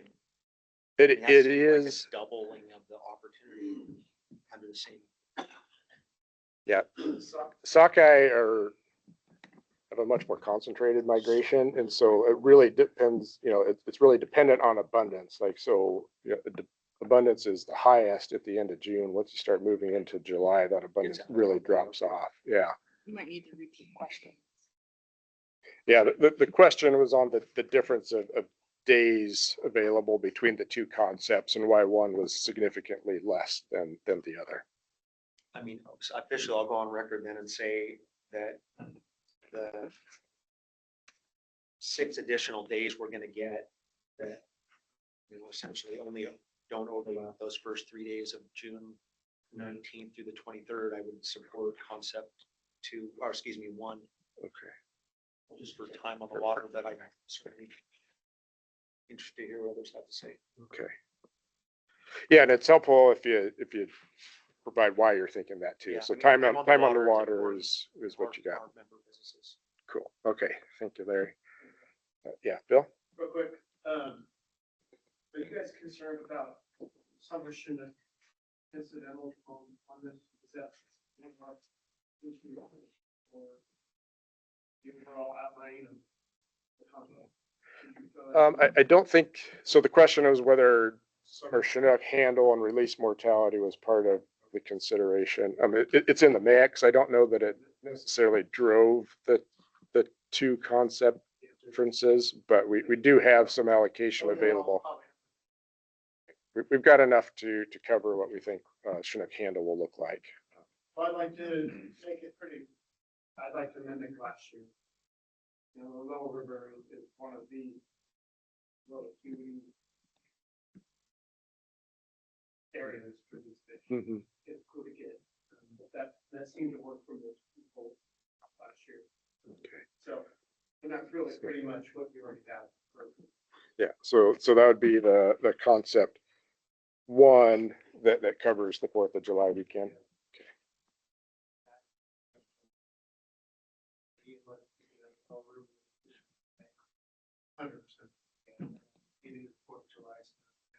Right.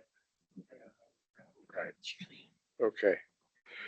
Yeah, another comment in the room in support for concept 1 with the importance, highlighting the importance of 4th of July weekend, especially for families and, it's kind of that fun beach summertime fishery.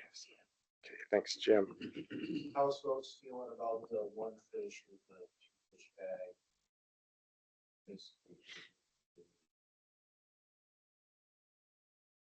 In addition to like the steelhead.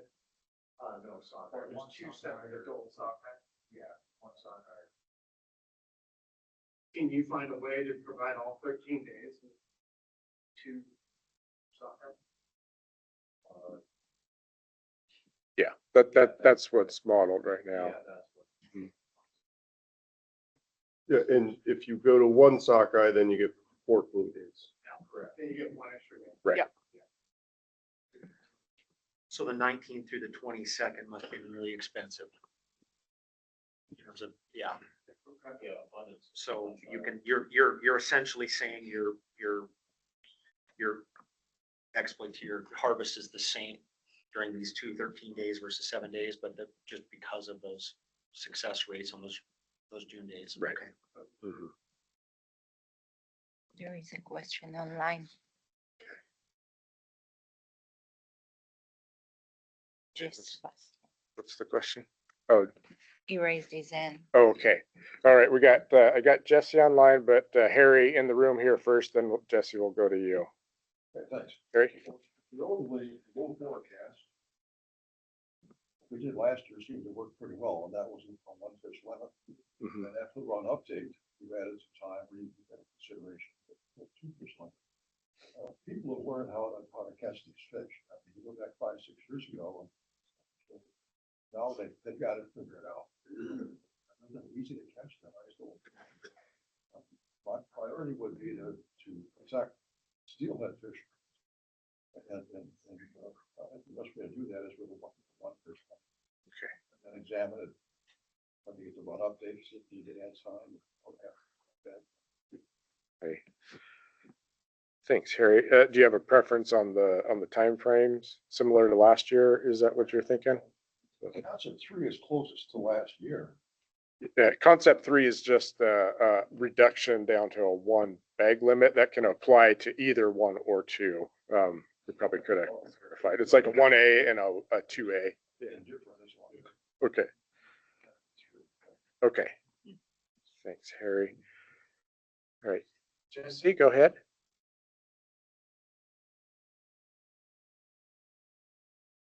Jesse Vassar online, did you have a comment? Sorry, Jeff, I was just waiting for it to come off of mute there. I just wanted to, this is Jesse Vassar. I just wanted to say I'm in support of concept 1. I think that getting through that 4th of July weekend is a benefit for the recreational anglers. And, in regards to 1 compared to 3, I don't really think that just benefiting 1 day to give up, the extra bag limit there is that big of a benefit. So concept 1 is my vote. Thanks, guys. Okay, thanks, Jesse.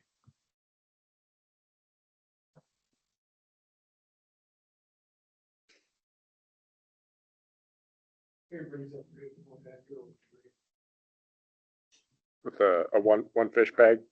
Okay, so we're hearing some support for a 1 fish, 1 sockeye bag limit here, which would be the same as last year, right?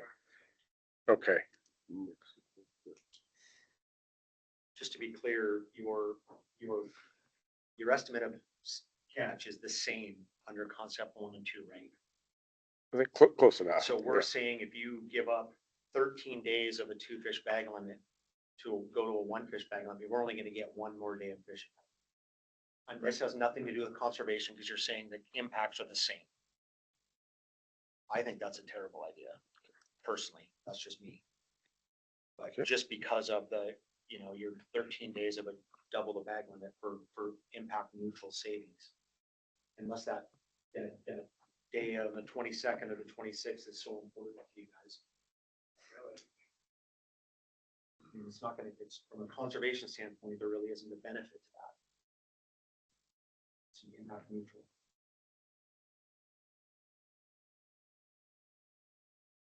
I shouldn't use the word terrible.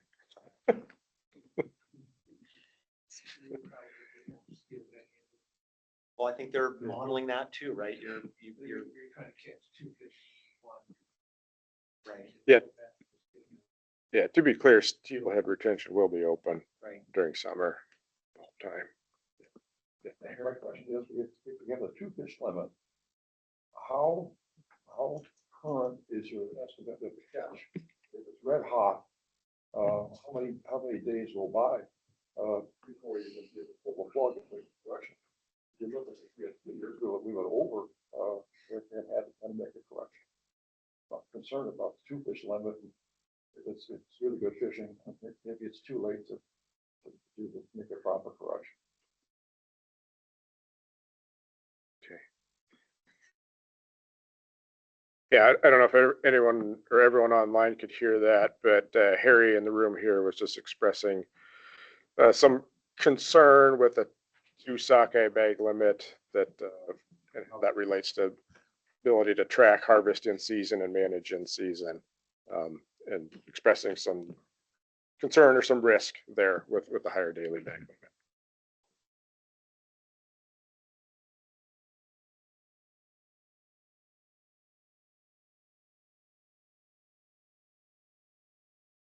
And I'm trying to write notes down here, so I can't talk and write at the same time. It's a little difficult. So if I'm not talking, I'm writing and processing.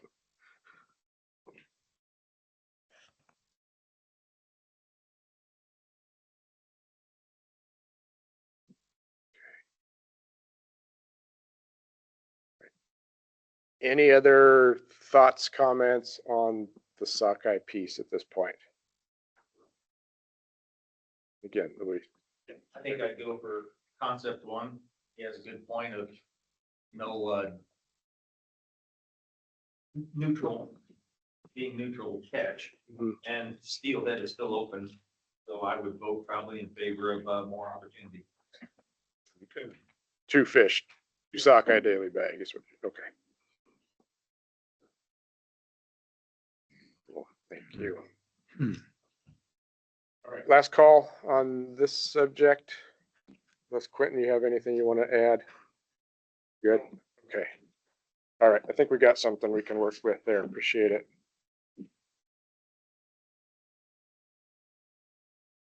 Okay, so back to the packet here. Now we're going to move into our fall fishery background. So starting off with coho.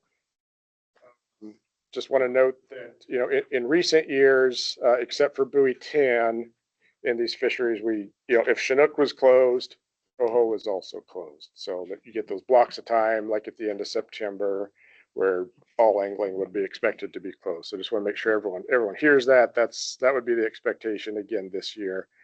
You know, typically if we are able to add some time or have some extensions in season for Chinook, you know, we'll throw coho in there too as well. But the basic concept is if Chinook's not open outside of buoy 10, then coho wouldn't be open as well. I'm sorry. Mhm. That's not the September coho only fishery. That's the October is the coho only fishery. Yeah, starting October 1, we typically reopen for coho because we don't have Chinook left, right? You know, in our preseason model and plan. So at that point in time, Chinook handle would be relatively minor, but there's coho opportunity there. Why would we leave the coho? We tried that. I don't remember what year it was, but there was some pretty egregious Chinook handle and release mortality that occurred during that time frame, and the feedback we got from the public was that was not the best use of our Chinook mortalities there. And this is going back to the discussion we had last month. It just feels like everybody wants to chase a Chinook running up river. And it feels like there's a pretty decent coho fishery down here in the lower river. So why would you not let people fish on that instead of everybody chasing the Chinook one? So, yeah, so we're gonna hold the discussion to the end. Good, you know, good question though. You know, buoy 10's got coho opportunity the whole year, so there is some there. And then the way we've played out the rest of the fisheries is that, you know, prior to October 1, coho opportunity goes along with Chinook opportunity. Yeah, let's see. Okay, back to the packet here too. I do want to point out that based on policy guidance from both states commissions, you know, some limited non-mark select coho opportunity can be considered, assuming that we've got fall Chinook and steelhead impacts to go along with it. You know, we put some thought into it. This is not a new issue, right? This has been talked about for a number of years. I think this is the first time we've brought it to this table for some discussion and contemplation. But we just want to, you know, make sure you're all aware that we don't think that's a great idea for buoy 10 due to the magnitude of the coho catches there and the fact that coho opportunity, you know, is available all fall season at buoy 10. But we are open to the possibility of talking about some limited non-mark select coho opportunity in October this year. So that'll be part of the discussion after we get through the rest of this material here. And then for fall Chinook, our plan is always to provide some Chinook opportunity in all the areas. Again, we're managing fisheries from buoy 10 all the way up to Highway 395. Just the nature of fish migration, you know, it means that opportunity is not always equal, but we try to do our best to provide some quality opportunity in all those areas. Standard bag limits would be two fish, but just one Chinook in your daily bag. And as I mentioned at the top, our concepts here do incorporate recent year harvest rates and also usage between the fisheries as well. So we've incorporated some modifications and strategies to manage LRH impacts, allow for some improved in-season fishery assessment with the intent to provide and improve stability. So in this context, we're talking about reducing the need or the risk of emergency closures in season. And, you know, our goal is to lay out a preseason plan that is achievable. And, of note, Chinook handle rates have been increasing over the recent years. And so our modeling has to try to keep up with fisheries that are changing and increasing with those handle rates. So it does change things. We try to align these concepts as much as possible to kind of reduce the effort shift that we'll see into different areas. But again, based on my natural migration timing, it's not possible to completely eliminate effort shift. There will be some effort shift, and so we build that into our modeling as well. So the approach we've taken the last few years here, though, is the preseason plan Chinook retention periods to kind of end dates to be aligned between the Bowie Tan and the West Puget to Warrior fishery, and then the Warrior to Bonneville and upstream of Bonneville fisheries, just kind of packaging those together a little bit. And you'll see that as we start getting into the details here. We always need to keep some Chinook in reserve for the Bowie Tan coho target fishery, and the October fishery is coho target fishery as well, because there is some handle and release mortality associated with those fisheries. So based on our discussions here today, any further input we get, we're going to take all that into account. We'll work through all of this, and we'll come out at the end of the April PFMC meeting with one strategy, one approach per area here that we'll move forward with. And just of note, there is information on northern fishery expectations that may change the river mouth return expectations, especially on herbs, slightly. So, things are still moving at this point in time. So I would, as you're looking through the concepts here that we lay out, I would suggest not focusing too much on the specific dates, because those can change. It's more, they're fairly close, but they can slide a little bit based on what the ocean fishery modeling does, continued work that we do modeling these things out. So think more about the concepts, I guess, the overarching approaches to the different ideas here. That's helpful feedback to us as we have to adjust things and finalize our fishing plans here. So like I said, we're going to hold discussion on these until the end. Quentin's going to start walking through the details for each of the fishery modeled outputs and concepts that we put together here for discussion today. And so, make notes, keep your thoughts, written down, and then we'll get back to some good discussion at the end. As I said with the sockeye piece, it's helpful to know in your comments, like, you support one over the other. That's good, useful information for us. So with that, I'll turn it over to Quentin to start walking through the concepts outlined here on starting on the top of page 15. All right. So I guess I need to say good afternoon.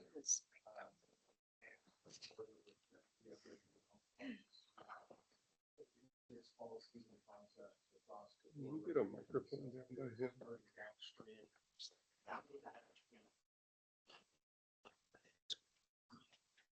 That's as close as we can get. Right there. Perfect. Any further and it's been on out. It's fine. You got everybody hear me online? We're gonna say yes. Okay, perfect. They've been good about telling us when they can't. Okay. So these concepts across the 4 recreational sub areas, and we're starting downstream, moving upstream. So beginning with Bowie Tan to the west end of Puget Island. The primary goal here was to reduce the risk of in-season closures while still maintaining some quality level fishing opportunity. To do that, we considered timing, recent trends, and catch rates, and how well we could track catch and stock composition in season. Even with the higher LRH forecast, compared to last year's actual return, this fishery remains very dynamic. Catch rates and stock mix can shift from preseason expectations.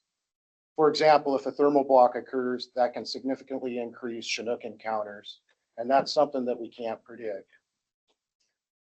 We also looked at mark selective fisheries, which allow retention of marked hatchery fish while releasing unmarked fish, and that generally reduces impacts and allows for more retention days. The expected mark rate this year is around 55% in August and 50% in September, which is similar to last year. At the same time, recreational advisors generally supported non-mark selective approaches, even if that means some reduced opportunity. Across this area, we evaluated a range of approaches: mark selective, enhanced non-mark selective, scheduled closures, and combinations of those. And in all concepts, coho opportunity will continue under mark selective regulations after Chinook retention closes. Now, briefly walking through the buoy 10 concepts. Concept 1 is similar to last year, starting with non-mark selective, shifting to mark selective during peak LRH timing, and then back to non-mark selective later in August into early September. This approach maximizes open days while managing risk during peak LRH timing.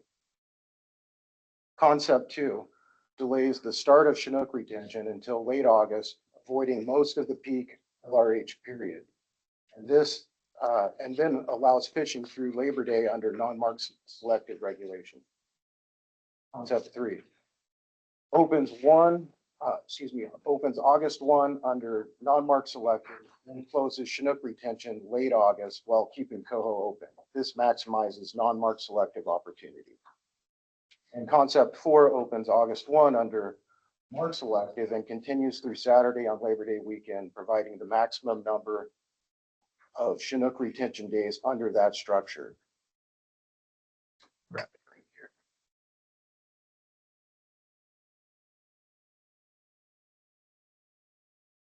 Now moving upstream to West Puget Island to the Lewis Warrior Rock area. The concepts in this area are aligned with buoy 10 to minimize effort shift and maintain a balanced distribution of anglers.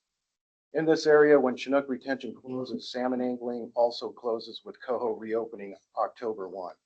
When open, coho would primarily be managed under mark selective regulations with a 2 limit. The concepts largely mirror buoy 10. Concept 1 follows a non-mark selective approach beginning August 1, similar to last year.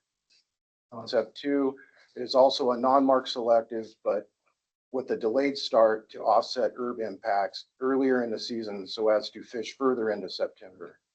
Concept 3 is similar to concept 1, but is dependent on implementing the full non-mark selective approach at buoy 10, which begins on August 1, since it extends effort and catch further into September. And concept 4 includes a shorter non-mark selective period through August, with 1 week of mark select during the first week of September, which is similar to what we did in 2024, although this option was not preferred by recreational anglers or recreational advisors last year. Here are the season concept summary tables as described for the area from buoy 10 to Lewis Warrior. These tables show season date, daily limits, kept Chinook, and the associated release morts by sub-area. With that, ask Jeff if he has anything to add or clarify. Yeah. No, that's going to be a problem. I'm just going to have to speak up because we're just. You're gonna be back and forth. Back and forth there, yes. Well, I can Vanna White it. Yeah, no, I don't really have anything of substance to add. You covered it pretty well there, unfortunately. But again, just want to make sure that use the table, use the text. Hopefully, folks, see we bundled this a little different this year. So just want to make sure folks are seeing that. Because the two areas go hand in hand within all of these concepts, we bundled by concept rather than area, as we have typically done in years past. So just want to make sure folks see that. So, these are all, they're packages. Think of them as packages rather than fishery area specific options. So yeah, so like the concept one, real similar to last year for both buoy 10 and the area West Puget to Warrior. And then some spins off of that idea for the others. The first two concepts have aligned Chinook retention end dates. They're different in 3 and 4 because of, well, like for 4, that week of mark select for the area from West Puget to Warrior extends that one further than the buoy 10 fishery would go. And then in 3, it's kind of a trade-off with a shorter non-mark select only period for buoy 10, which frees up some herbs to use in that West Puget to Warrior area, which gets that a couple days past what you're seeing in, say, concept 1, for example.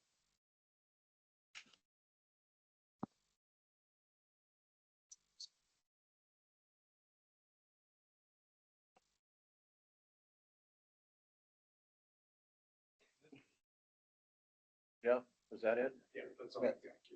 Q, can I ask a question? We're gonna wait till after, if you don't mind. Let me get through this. We'll get through the tributary stuff and then we'll kind of open it for discussion. Okay. Hold your question there. We'll get to it. So, continuing upstream. I think Jeff mentioned, the bundling of the areas and just making a quick note for this next section. We just bundle Lewis, Warrior to Highway 395, which in a single area because the season structure is the same throughout. In the tables, those are still shown as separate sub areas, but relatively a little different kept and released, kept and released fish. In the tables, those are still shown as separate sub areas, but the concepts and timing are identical. And so for this combined reach, we developed 3 concepts and the numbering remains consistent across both sub areas because of the relative herb impact consumption. As with downstream areas, when Chinook retention closes, salmon angling closes as well, with Coho reopening October 1. Coho retention would be a 2 adult limit with mark selective regulations applied downstream of the Hood River Bridge. In this part of the river, staff have taken a conservative approach. When lower river fisheries are restricted, effort tends to shift upstream and anglers are often able to target herbs more directly. So the concepts for this area, concept 1, opens August 1 and runs through about mid-September, similar to last year's structure. Concept 2 delays the start until early September, which reduces herb impact by focusing catch and effort later when there are more full upriver brights present. This option has less flexibility as it depends on the run coming in at or above forecast. Concept 3 uses a days per week approach, open Thursday through Sunday. And I didn't check the packet on here. When you go to look at the table, if you're looking at that right now, one of the days got cut off Sunday in the table for concept 3, but it does say 4-day a week there. There's just the way that it got scrunched on there. Even though that's Thursday, Friday, Saturday, Sunday. Correct. Want to kind of make note of that. So this allows for Chinook retention later into September while limiting the number of retention days.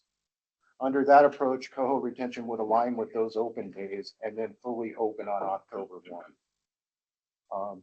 Some alternatives for Chinook fisheries upstream of Bonneville. We also considered a delayed start further upstream in the upper pools, but there are challenges with that approach, including effort shifts and potential downstream overages, limiting opportunities, and differences in stock composition.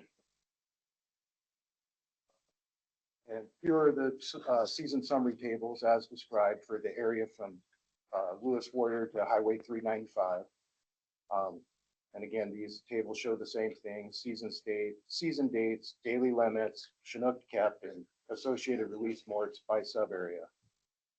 And with that, I'll turn it over to Jeff, see if he has anything else. Yeah, thanks for running through that.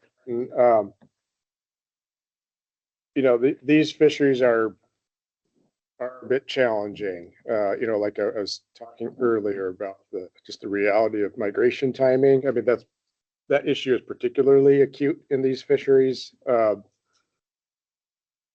And so, that's reflected by, like, in September there, have enough herbs to be able to model these through the 16th of September. Again, don't get hung up on the date, but the idea there is about mid-September. And we fully recognize that for some of those upper pools, especially the Dalles Pool and John Day Pool, even in Bonneville Pool, that's just before or only getting into kind of peak Chinook abundance up there. So we recognize that that's one area that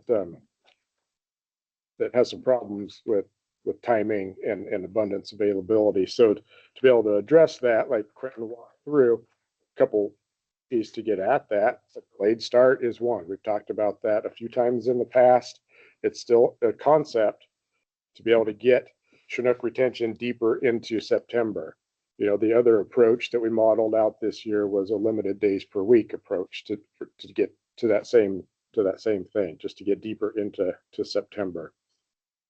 We also mentioned, the idea of maybe a delayed start in just one or two of the pools or some kind of, truncated area in the area upstream of Bonneville as well. There are challenges, obviously, that would go along with that. And we just wanted to be open with everybody about what we see as some of the challenges. There may be more, but, and it's not right or wrong. They're just things that folks need to be aware of as you're thinking through, whether you support something like that or not. And, effort shift would be real if, say, for example, John Day Pool is the only one open in the end of September, right? Quentin talked about the stock composition a little bit too. As you get higher up in the system, you're fishing a higher proportion of URBs, which is the limiting stock for this year, right? So, catches aren't diluted as they are in the lower river by other lower river stocks, right? You're focusing on those upriver stocks by nature of where the fishery is taking place. So, Quentin did mention the fact that those PUB stocks show up a little bit later. And so there is, some potential there for changing the timing of the fishery a little bit to try to target a more favorable stock mix. Just all ideas and information that folks need to have rattling around in their heads as they're thinking through this stuff. So with that, I'll continue on in the packet here. And after the tables there on page 18, as always, additional opportunity will be considered in season after we have a sense of how the fisheries are performing, what the stock composition looks like. We do our best to model pre-season, but I'll tell you now that happens in season will be different. Model. That's just the way it. But we have that information on a timely manner.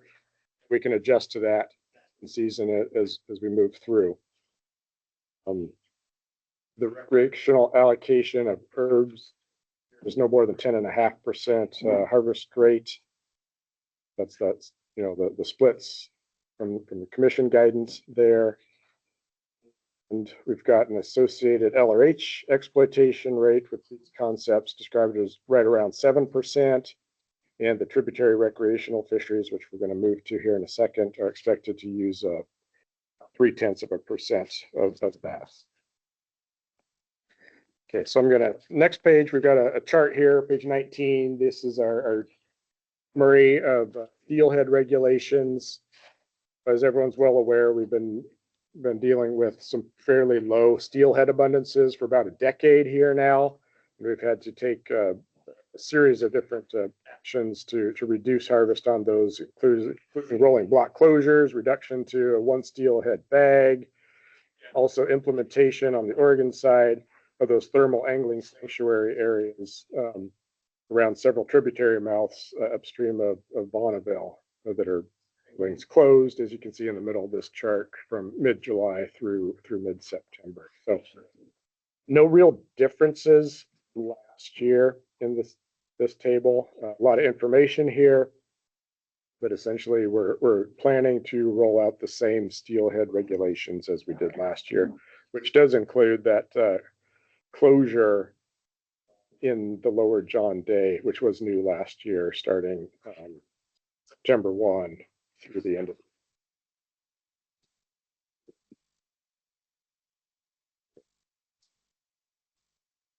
So on top of page 20, just a series of other things that we wanted to make sure everyone's aware of. Barbless hooks are still expected to be required. During fall season, we typically enact regulations that allow each legal angler on board a vessel to continue to fish until the daily adult limit for all anglers on board has been achieved. That's the party fishing rule.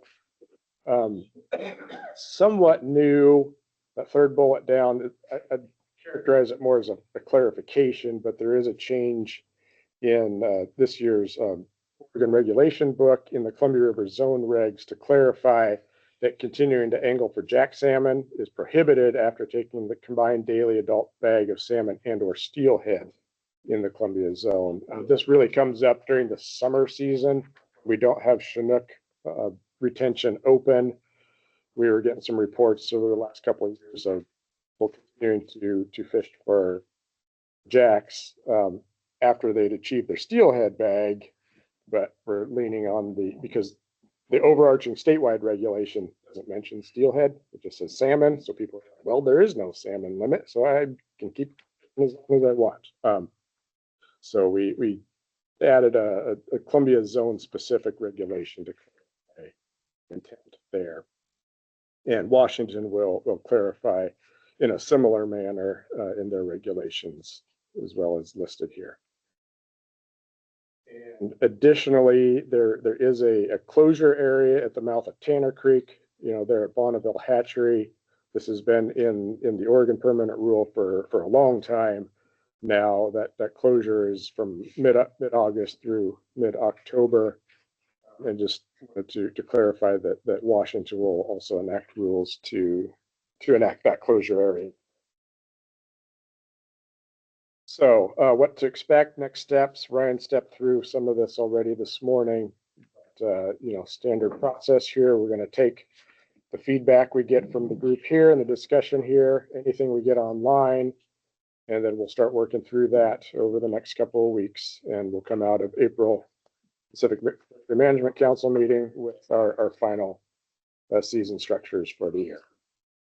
There's a link there in the middle of the page for additional comments that can be submitted to WDFW, and we will all have access to those, and we'll take those into consideration. So if you think of anything after this meeting, feel free to go there and add some thoughts. So I think I will pause there on the main STEM stuff and kick it to WDFW's staff to cover the tributary pieces. So this one, Matt, I think you're up.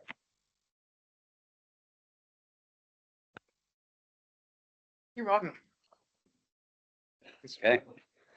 All right, thank you. I'm Matt Gordner. I'm a District 9 fish biologist here with WDFW in Southwest Washington. And today I'm going to be reviewing the tributary handout. And once I get that wrapped up, I'm going to take a couple minutes. I want to revisit a request for input that we discussed through the North of Falcon process last year related to the spring boundary at Drano Lake. So I'll start off with a handout. We put it at the end of the packet there, so it's easy to find if you want to follow along. And so I guess to start off here with the first things, maybe we'll start off easy with the things that aren't changing. And so largely based on the forecasts for 2026, in the vast majority of tributary areas, there's any changes. My counterpart, Josua, has one to discuss here in a minute. So they're largely staying the same, but we have provided a table there for reference with the seasons and the daily limits for those waters. Also, I think it was mentioned a minute ago, but just to quickly highlight, in the area above Bonneville Dam, we're also not proposing any changes in those tributary areas. But I do want to just review some of the summer steelhead conservation strategies that will continue to be in effect due to the forecast for upriver summer steelhead. So these are in effect in the lowest reaches of tributary waters adjacent to the main stem. And so those would include the Wind River, Drano Lake, the White Salmon River, and the Klickitat. And during the months of July through October, these include closures of angling and retention of steelhead, as well as night fishing closures for both salmon and steelhead. Okay. All right, so moving on to rule change proposals for this year. The first one we have is for Beaver Creek in Wahkiakum County. This is a tributary to the Alokaman River. What we're proposing is to provide that with a river mouth definition. Currently where that's found in the section of the WAC, it's not specifically defined, and so it follows a default rule, which is waters upstream of a line between 2 points of land. The outermost points of land, that's important to understand. And so because it's not defined and it follows that, because of the channel morphology at the confluence and changes in stage of the adjacent Alokaman River, that river mouth is subject to change, and it's ambiguous for anglers throughout the season as water levels come up and down.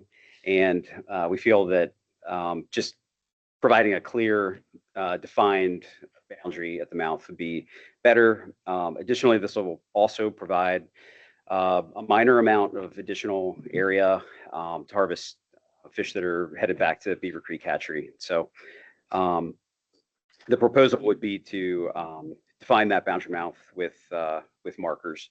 And I don't know we've totally decided how that's going to be, but we're considering, an overhead cable or posted signs along the bank to define that. So, yeah, with that, I'll kick it over to Hoswal. Thank you, Matt. I'm Hoswal Holowatz, the District 10 fisheries biologist, manage fisheries in the Lewis and Calais basins. And I have one proposal for the Toutle and North Fork Toutle rivers. The current rule allows for the retention of one hatchery Chinook in addition to the coho limit. And due to a preseason forecast returns to the North Toutle Green hatchery and difficulties in recent years achieving the brood need, proposing to restrict Chinook retention, so it'd be coho only. The North Fork Toutle and the Toutle main stems are 3 adults, so there'd be 3 coho. And then from the mouth of the green up to the fish collection facility, it'd be 1 adult coho, which is that current rule there. And yeah, that's my rule. All right, thanks, Hoswal. Okay, next I just want to move on to revisit a request for comment that we put out last year through this process. It was in regard to the boundary at the mouth of Drano Lake that establishes sort of a bank fishing only area. And so I just want to kind of summarize some of the feedback we got through that process and talk that over. So just to quickly review, so Drano is an incredibly popular spot to fish for both spring and fall Chinook in Skamania County. And as you can see here in the photo, as fish are returning to the lake and heading back to the Little White Salmon hatchery, pass through a relatively narrow channel. So it sort of creates a concentration of fish. And, what comes with that, of course, is, a fairly intense concentration of effort as well. to targeting those fish. And there was a history at this spot of, a bit of conflict between user groups, and alleviate some of that, in the early 2010s, WDFW enacted a small sub area through the mouth area that created or established a bank fishing only zone. And that takes effect through from April 16th through June 30th. Okay, so just to set the slide up, so on the right side there's a figure of the general layout of that, how that zone appears and where the current one, right? this is exactly, this is what we've got. Yep. So I'll let you take a look at that.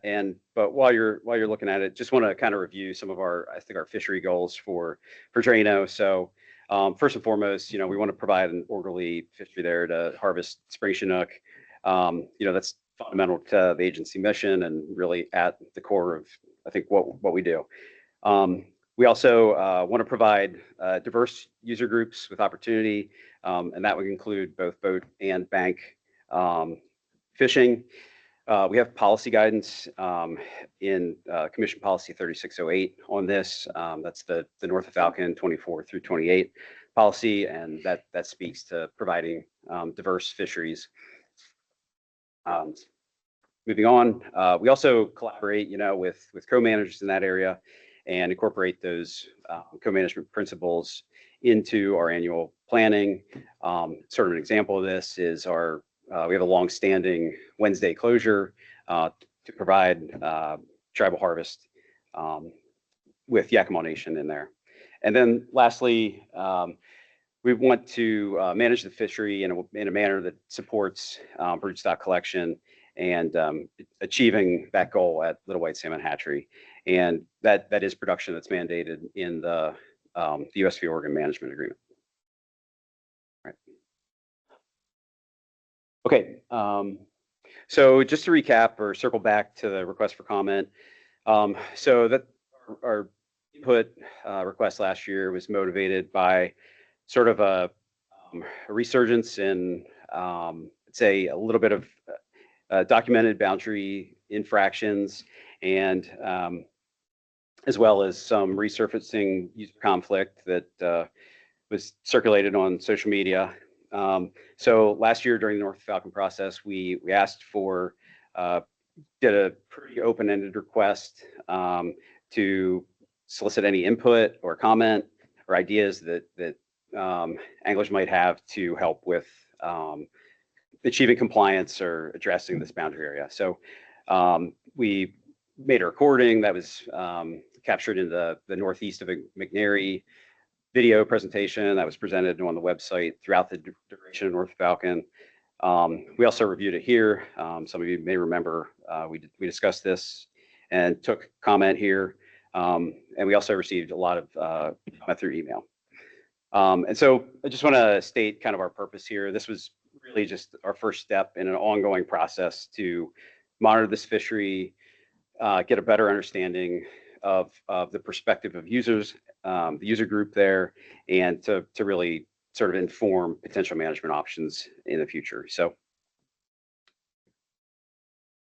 all right, so just to kind of get into a little bit of a discussion of the concepts, I would say that the comment we received could be grouped into 5 major concept groups, so to speak. So we got 25 concepts in total. The majority of that came in through email, and some here in person. And so I just want to kind of step through these and maybe just provide a little bit of discussion about some of the challenges some face for near-term consideration and potential areas of near-term solution. And so the first and probably the prevailing concept that came back was this concept of separating angler groups. And to be more specific, was to just do away with boundary altogether and redirect fishing outside and to have boat fishing only in Drano. So just to give that a little bit of discussion, I think from our perspective, so as I mentioned before, that would sort of fail to comply with the policy guidance we've been given through commission policy. I think for regional managers as well, we would have to consider this in the bigger picture of challenges that have evolved just generally for bank fishing access for a variety of reasons across watersheds. And so I think this would just be an additional restriction in that regard. Additionally, the shoreline specific to this area is located on public property. It's federally owned public property. Those are critical locations, I think, for providing bank fishing access. And several years ago, U.S. Fish and Wildlife Service, they undertook a process to guarantee access there, and that is currently codified in the Federal Register that access for the purposes of fishing is listed there. So yeah, we support that concept of having balanced access by both user groups. There's also some mention of increasing opportunity in the area immediately outside the mouth of Drano Lake.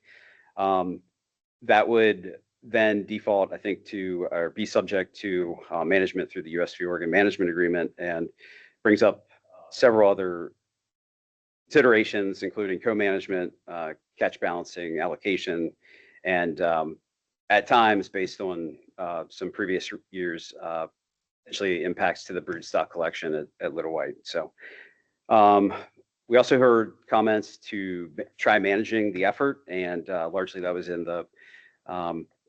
the ideas there were to either come up with a limited entry of some sort or provide alternating days of user group use.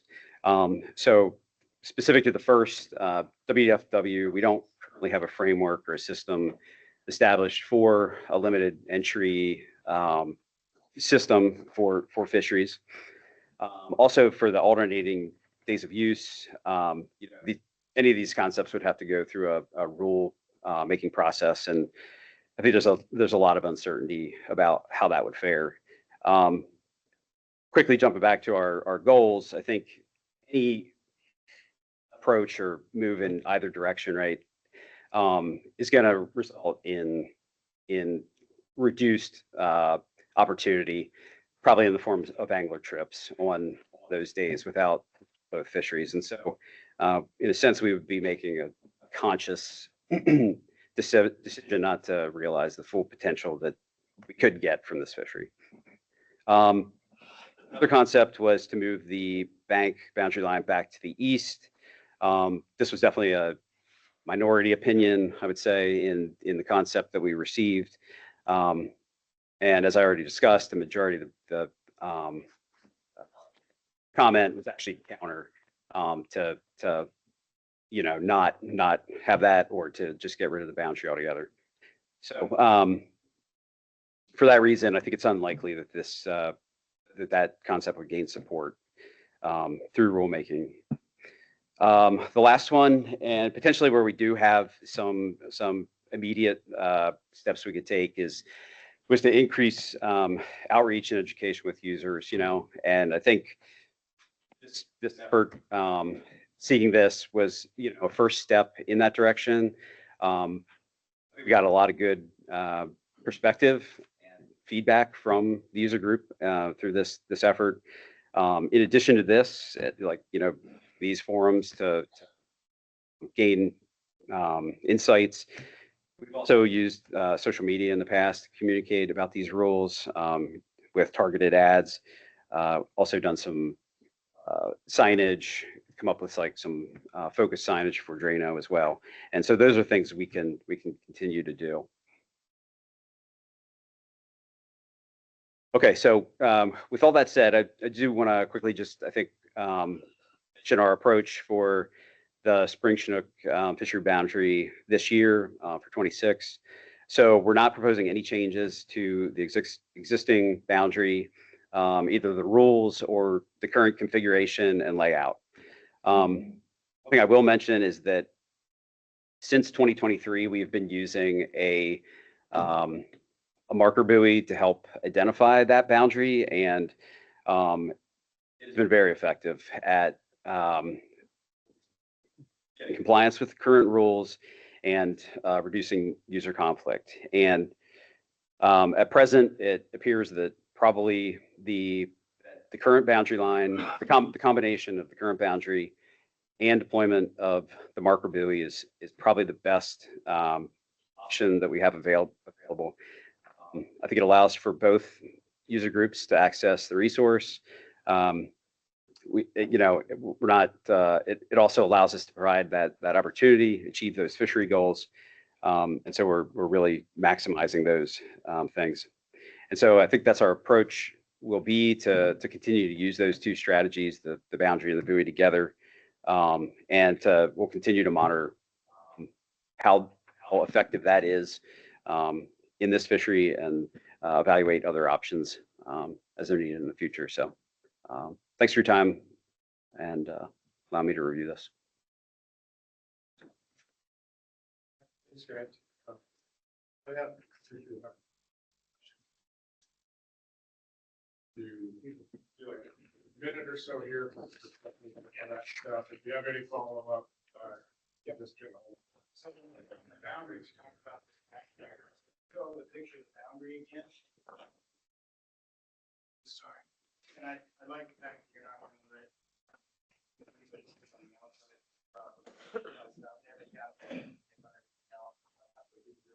Like they did years ago. So that line, like I did last year, problem is, I've worked with City before on this for many, many years. And I was a big part of some of the regulation up here back in the day. So part of the problem is the boats come in and they ride the line. That's the problem, because the wind blows, they go over here or whatever, they get fish on, they don't pay attention. That's where the conflict comes from. So you get another set of buoys right here and you go across. There's no fishing in that section, no bank angling and no boat angling. So then you have a buffer. So when the bank angler or the boat anglers go a little bit past this line over here that's imaginary, they're not pissing these people off and they're not pissing each other off, right? So, and then because if you just extend this line here, the bank angler is just gonna move here and we're gonna have the same dang problem. So if you just put a line here and there's a section like 30 foot, then it's a buffer for the, then the cops are gonna have to watch all the time. Other than write tickets for going past the boundary, but there's gonna be less conflict by far. That's the problem, is they're going right next to that line, getting close to that edge, and then they're going past it, and that's when the bank angler, so the wiggle works right in your boat, and the customs. So if you could do that, that's my opinion. I've fished that for many, many years. That would solve the problem with the conflict. Thanks.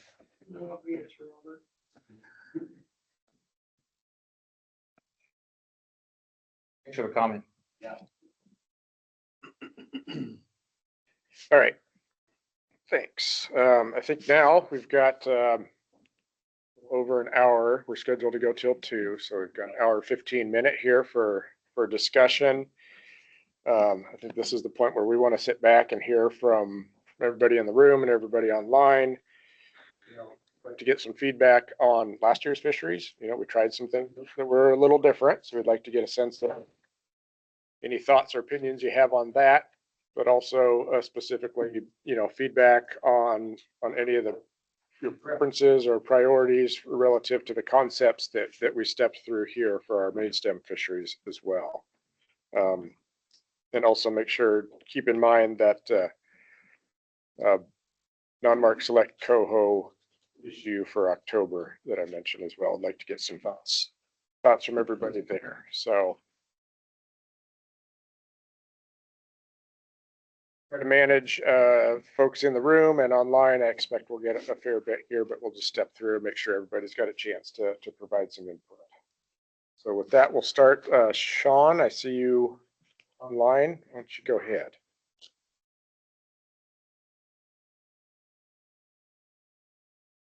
Yeah, you hear me okay? Just want to make sure I got audio. Yep, we got you. All right, thank you, everybody. Good afternoon. And Jeff, you and I've had multiple conversations last past falls, and that's why I'm participating today. And my area of focus is above John Day Dam, actually. So the middle river, the area we call it's kind of forgotten. I'll just put it that way. So one of the, this alternate that you mentioned earlier is kind of, I think, where that came from. Is that true, Jeff? Was that kind of our discussion? Is that accurate? Yeah, that's right. Yeah. Going from, I think we talked on October 10th last year.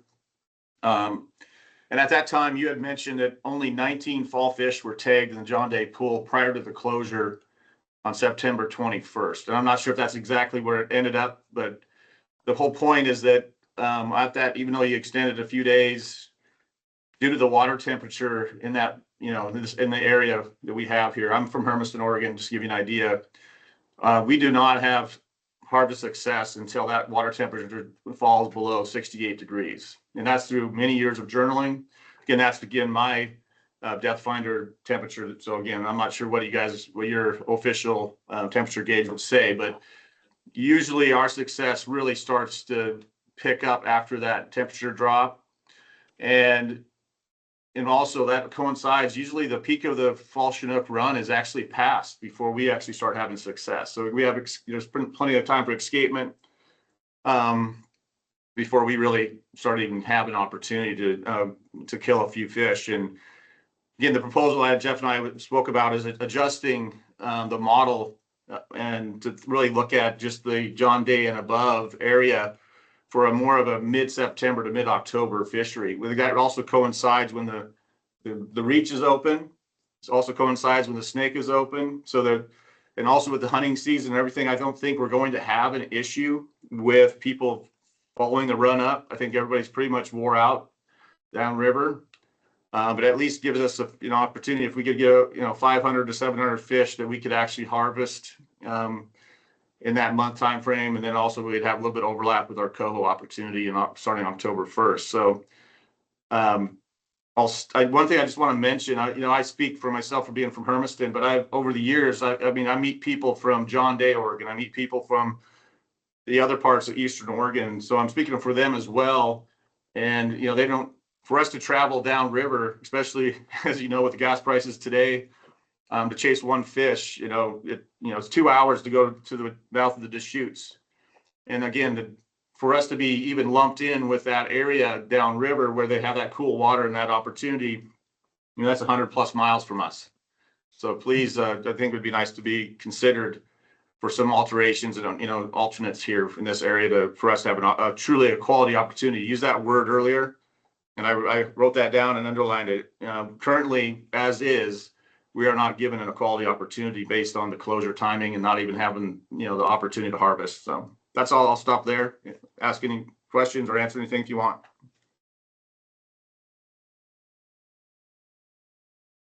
Yeah, thanks, Sean. Good input. Always appreciate hearing from folks upriver too, because like I said earlier, it's a big area that we have to try to manage, and what works for one area doesn't always work for the other. So really interested in your perspective. So appreciate that.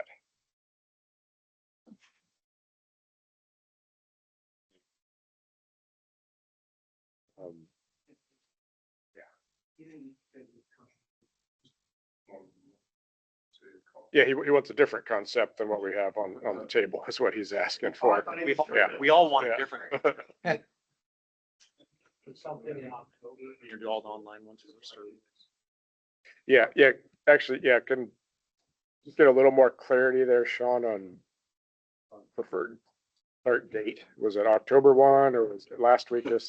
September? Well, yeah, I've said September 15th, October 15th, that 1 month window. So we'd have a little carryover on and we have a really low opportunity for coho as well, but we do have, they start showing up a little bit around that second week in October. So it gives us a little bit of time to have an opportunity on that. But yeah, it's really we just do not have a chance of success prior to really the mid-September. So that's the biggest takeaway. Okay, yeah, got it. Thank you. Okay, let's get through a couple more folks online. Les Kipper, you're also an above Bonneville guy. Let's hear your thoughts, and then we'll do a couple here in room. Thanks, Jeff. Appreciate it. I think I've had an opportunity to talk to a number of the guys that fish primarily the Bonneville pool this morning since this information came out. And I think the 100% consensus of the number of guys that I talked to this morning prefer concept one. They really like that August 1 opener. There's opportunities to catch fish during that time frame, and to lose more than a month of fishing opportunity with concept 2 or concept 3 is just not appealing. With that in mind, Jeff, I think one of our last meetings, we talked about that October 1 reopener and the relatively high handling of Chinook when it's only open to coho. And I believe there was a comment made that, those fish primarily at the mouth of the Klickitat, somewhat at the mouth of, not really the fish that the agencies are trying to protect. And I don't know if that's during that 2-week closure, most of those fish have already gone by or not. But if those fish primarily at the mouth of the Klickitat or the mouth of the Deschutes are not the fish that we're trying to protect, due to the high handling rate, I would ask that the agencies consider allowing us to fish on those or to keep those fish during that time frame.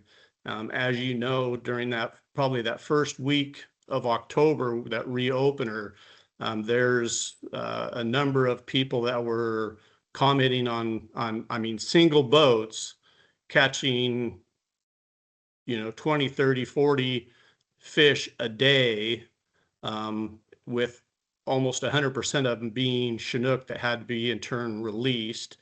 And again, up here we're fishing probably 70-degree water. So just something, if that's the case, that those fish after October 1 are not really the fish that we're trying to protect or allow to get by, that allow us to keep those. That would keep those super high handling rates down. You go Chinook, you leave.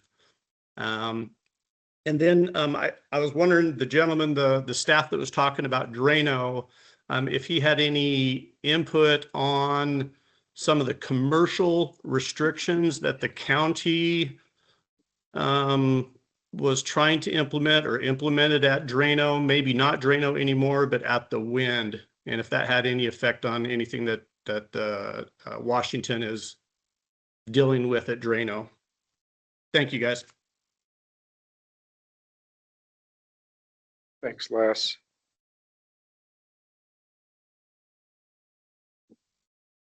I'm going to try not to talk so much, and I want to be more in listening mode right now. So if I don't respond, I did hear you. I wrote it down. I just not have a ready response at that point in time. So let's hit a couple people in room here. Let's go David, and then Larry, you can be next. Go ahead, David. So looking through the different concepts for everything, what are the triggers for the date openings and date closures? And then when those triggers are met, whether it be escapement over the dam or handling in the zone downriver of the next zone opening, is there a way that the two Fish and Wildlife can advertise it so that people can get kind of make plans, if that makes sense? So you're not kicked off the river tomorrow, but you can see a number coming and you can think, all right, well, we're only gonna have a day or two left in this zone. Time to either move to the next zone or plan different things. Does that make sense? Yeah, I think I'm following. Quentin can probably provide some more detail, but in general, it's harvest rate and crude harvest on those URBs. Okay, so it has nothing to do with escapement at this time, it's just handling. That's based on real. Yeah. Catch us.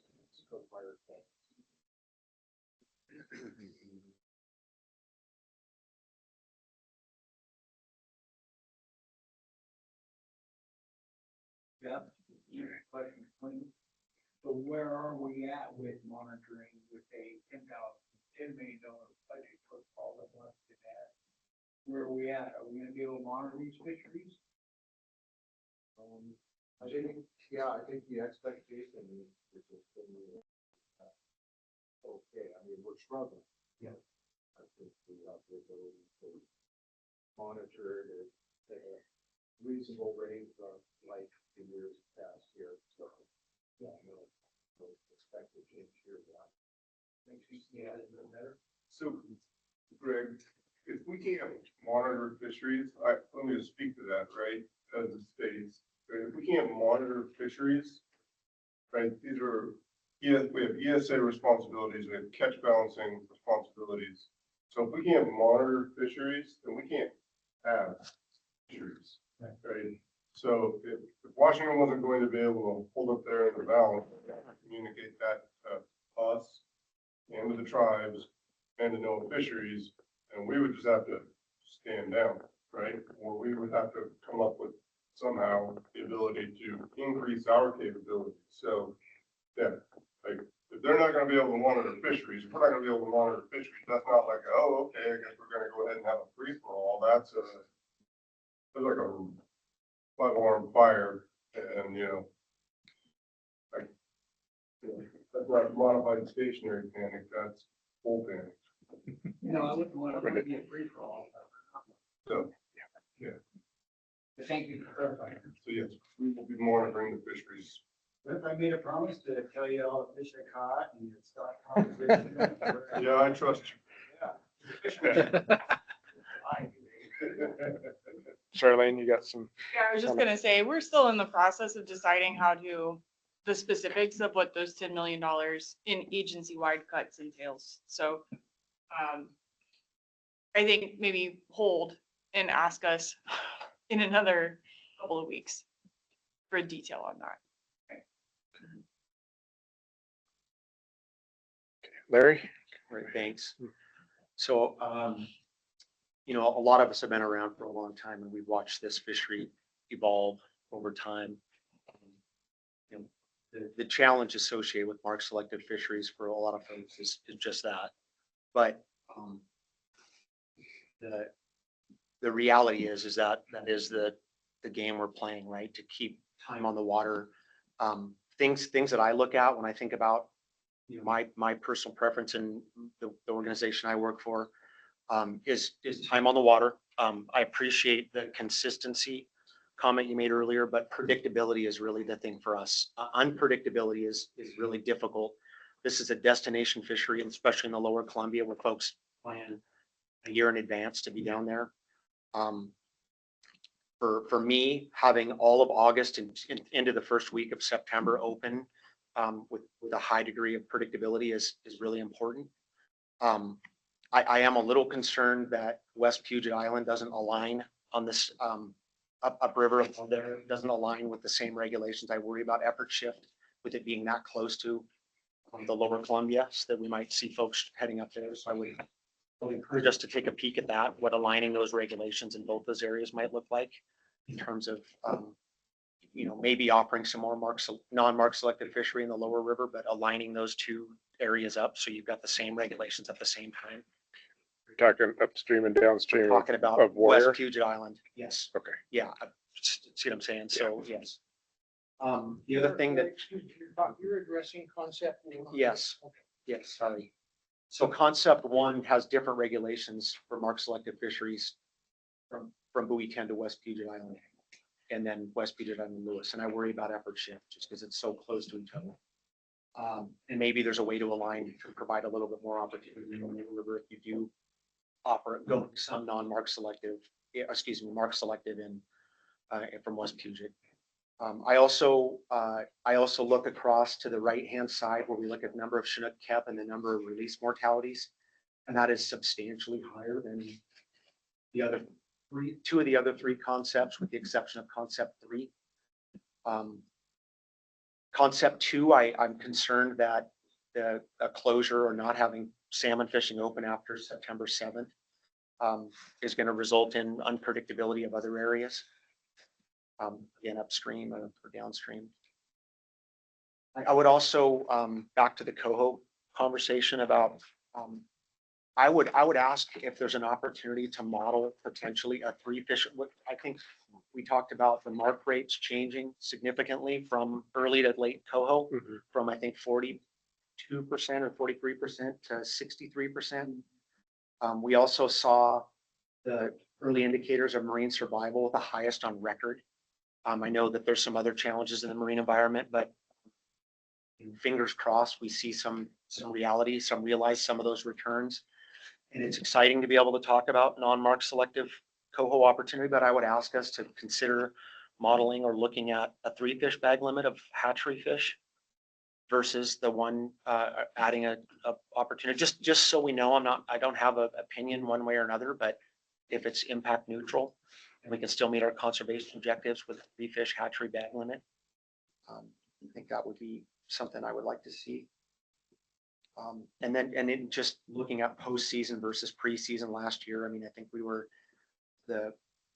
we ended up significantly below our preseason expectations for coho, both. So anyways, that would be my recommendation. And then again, the same thing upriver, I would recommend time on the water. It's so concept 1 there as well. Thank you. Okay, thank you, Larry.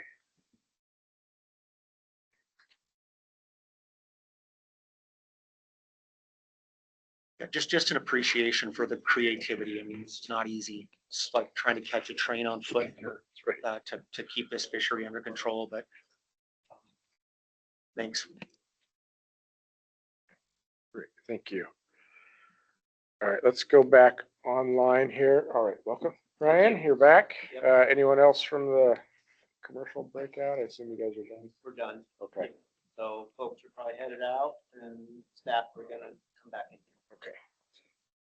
Yeah, just so everyone online, Ryan is back from the breakout here and has joined us for the conversation, and we're just kind of getting started. We're some initial comments.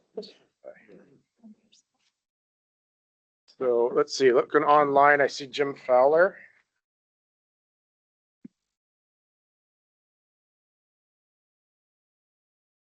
You want the stuff presented?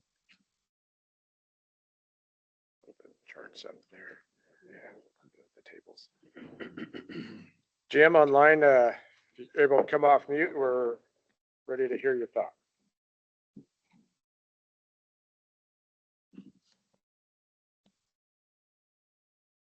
All right, not getting Jim. We'll come back to you.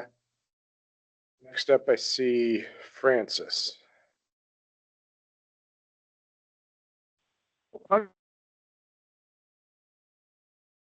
Francis, are you there? Hey, I am there. Okay. Sorry about the disruption earlier in the meeting, but we were getting no audio and couldn't tell if I was muted or not muted, and obviously I was disturbing the meeting. Just wanted to get a couple thoughts out on the Buoy 10 to West Puget piece. I like conceptually option 1 there, concept 1. But if I could make a recommendation to tweak that a little bit, I really have concerns about the non-select on the front end of that. You got 6 days there. We worry about summer Chinook. I know that's not the summer Chinook management period, but I can tell you there's wild summer kings being caught during that week. They're kind of the tail end of that run. And if we're worried about summers, I'm not sure why we're having wild retention at that time. I'd rather take those same impacts for LRH and tack them onto the back end to maximize the non-select on the back end of the season. Last year we flipped that switch on August 26th. I'm not sure where the model is going to let us do that this year without blowing through that LRH piece. But the longer we can have non-select, or the earlier you can flip that switch and have it last to Labor Day, that would be great. Okay. I'm not sure what 6 additional non-select days on the front end would buy on the back end, but that would be my recommendation, okay? All right, thank you.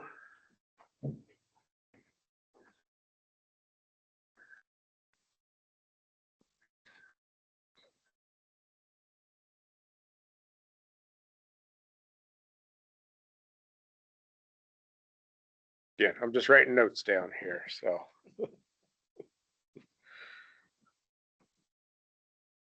Okay.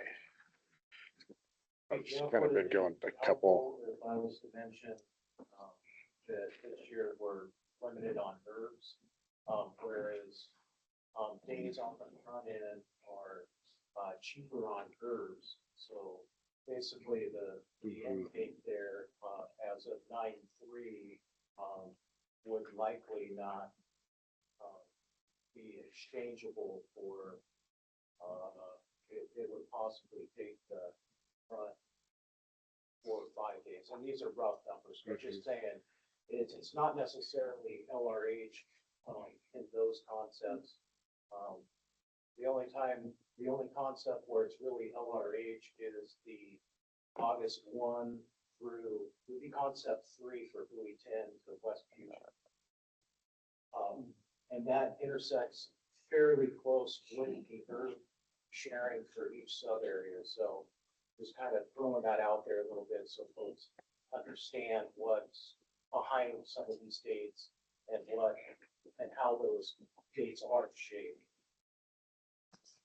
Yeah, thanks, Quentin. That's really helpful.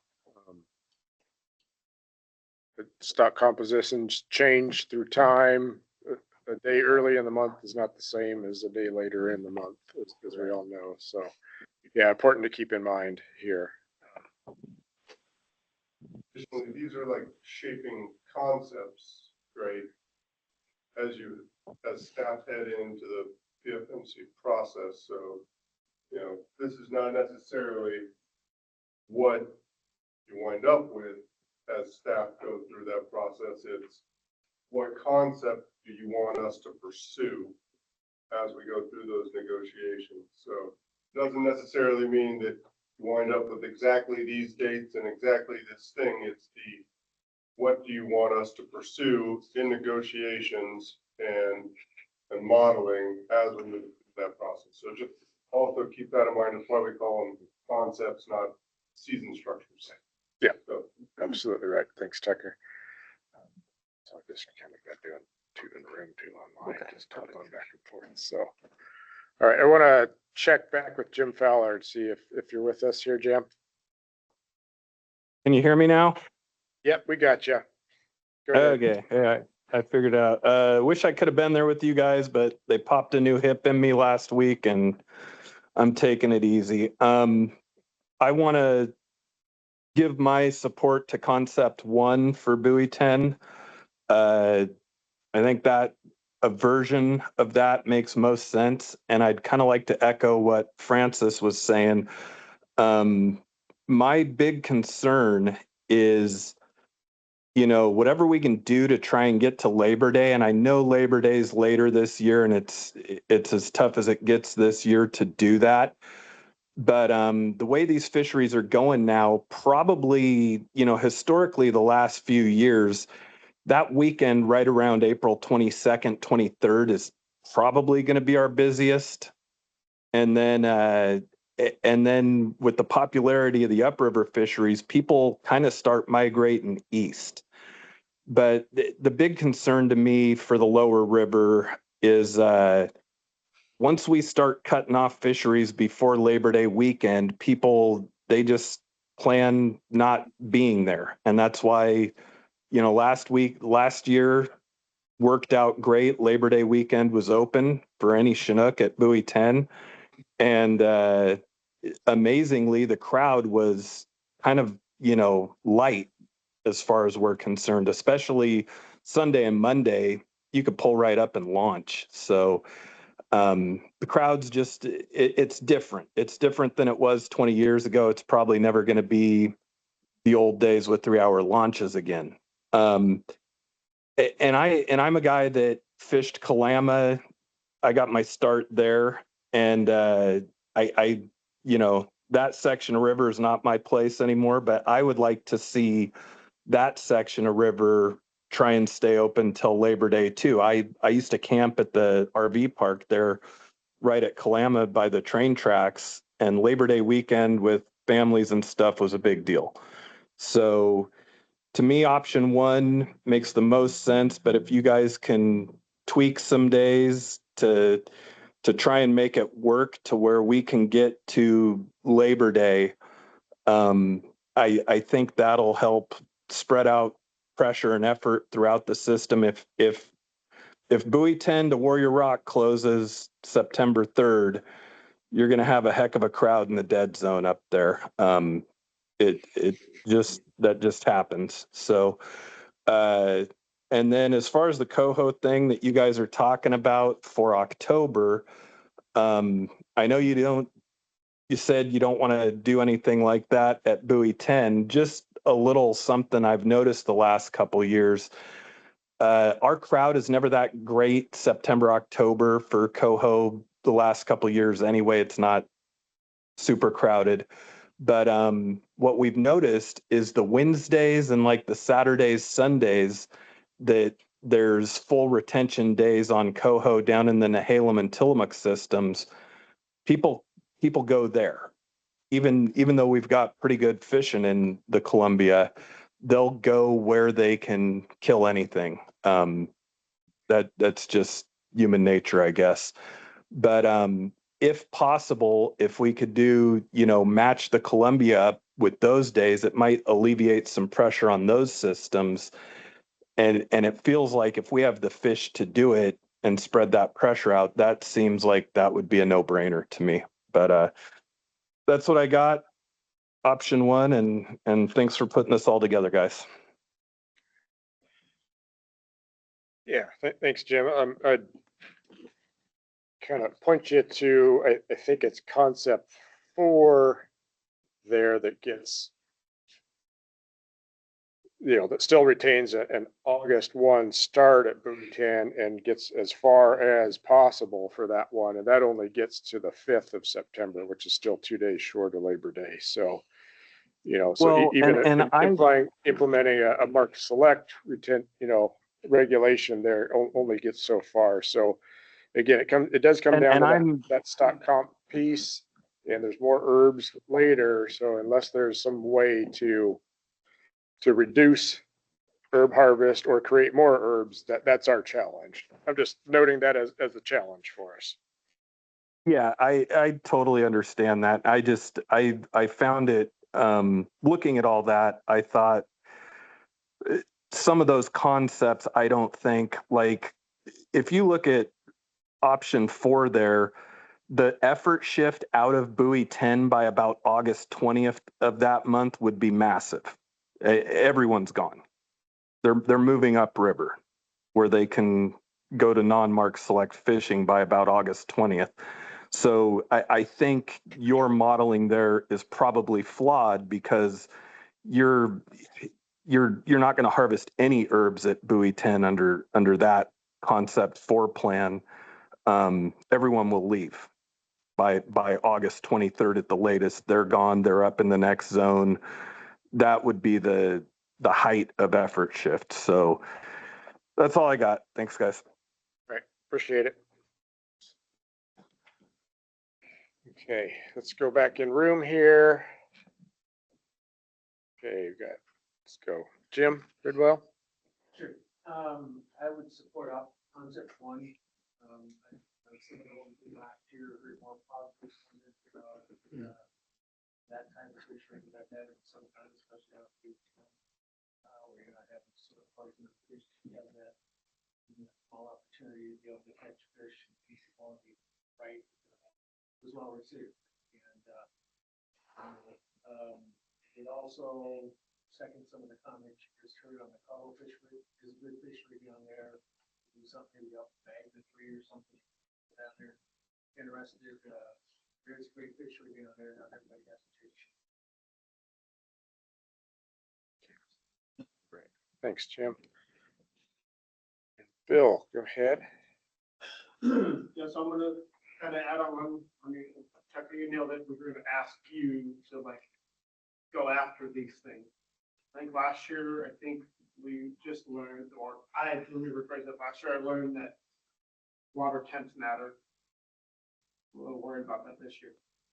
So as far as if that happens, as long as we don't have a thermal walk, which could be a real disaster if it does. I actually want to kind of see if we can adjust to number one.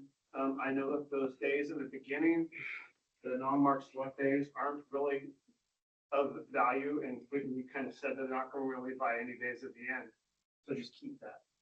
But if we can adjust maybe 8:25 and put it to like a 9:1, just like in concept, you know, or West Puget maybe even try and go from maybe 8 or maybe even 9:1 to 9:7 to try and get to Labor Day. Something to be able to, just like the overall consensus is going to be overwhelming to you guys, probably to get Astoria to maintain its Labor Day tradition. You know, that's going to be a tough sell, and I know you have all these constraints, but that's going to be where the overall popularity is for everybody that I deal with, and all the kind of dashboard to see. And there's another thing, I mean, Steve said it too. I know we're not going to be able to ship like this magical Chinook just show up from the ocean for to come inside. That's not just going to happen, but I'm sure would be nice because we're leaving those on the table, right? In the ocean. Anyways, for upriver, I had to get behind that. Concept one overall provides the most, you know, bang for the buck, but you know what, shut down on September 16th, just like last year, it hurt.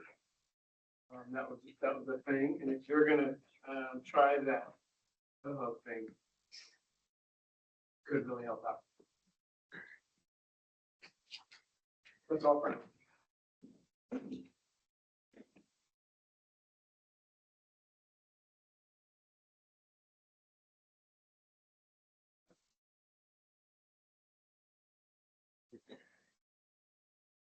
All right.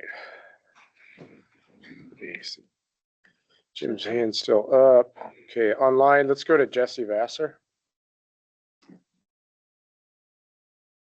Thanks, Jeff. Can you guys hear me okay? Yep, we got you. Okay, perfect. Thank you. Yeah, I wanted to say that, you know, I'm in support really for both areas for concept one. When we look at the non-mark select opportunity on the front end down there at Buoy 10, if I remember correctly, last year in 2025, we did, I believe it was 6 days there. And when we looked at talked about the modeling on that, those 6 days opportunity at the front end versus saving those impacts for the back end, it equated to about 1 day on the backside. So when we look at that quality of, you know, that opportunity there, you know, from what I saw down there and what I heard, it created some really meaningful opportunity for retention for people, you know, that were fishing in river down there. So based on that, you know, look at the volume of days to take advantage of that. I fully support that non-mark select there on the front end. And in regards to the coho fishery, mark select up there in river, I support that as well. So appreciate the opportunity. All right, thank you, Jesse.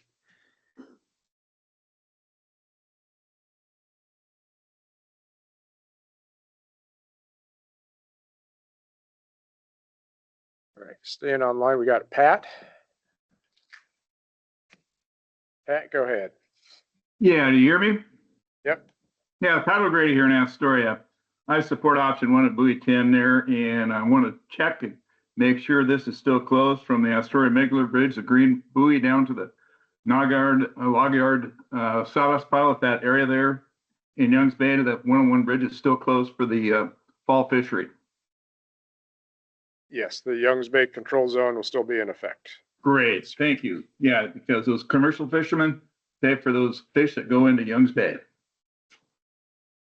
Thank you guys very much. Appreciate all your help. Appreciate it, Pat. Thank you.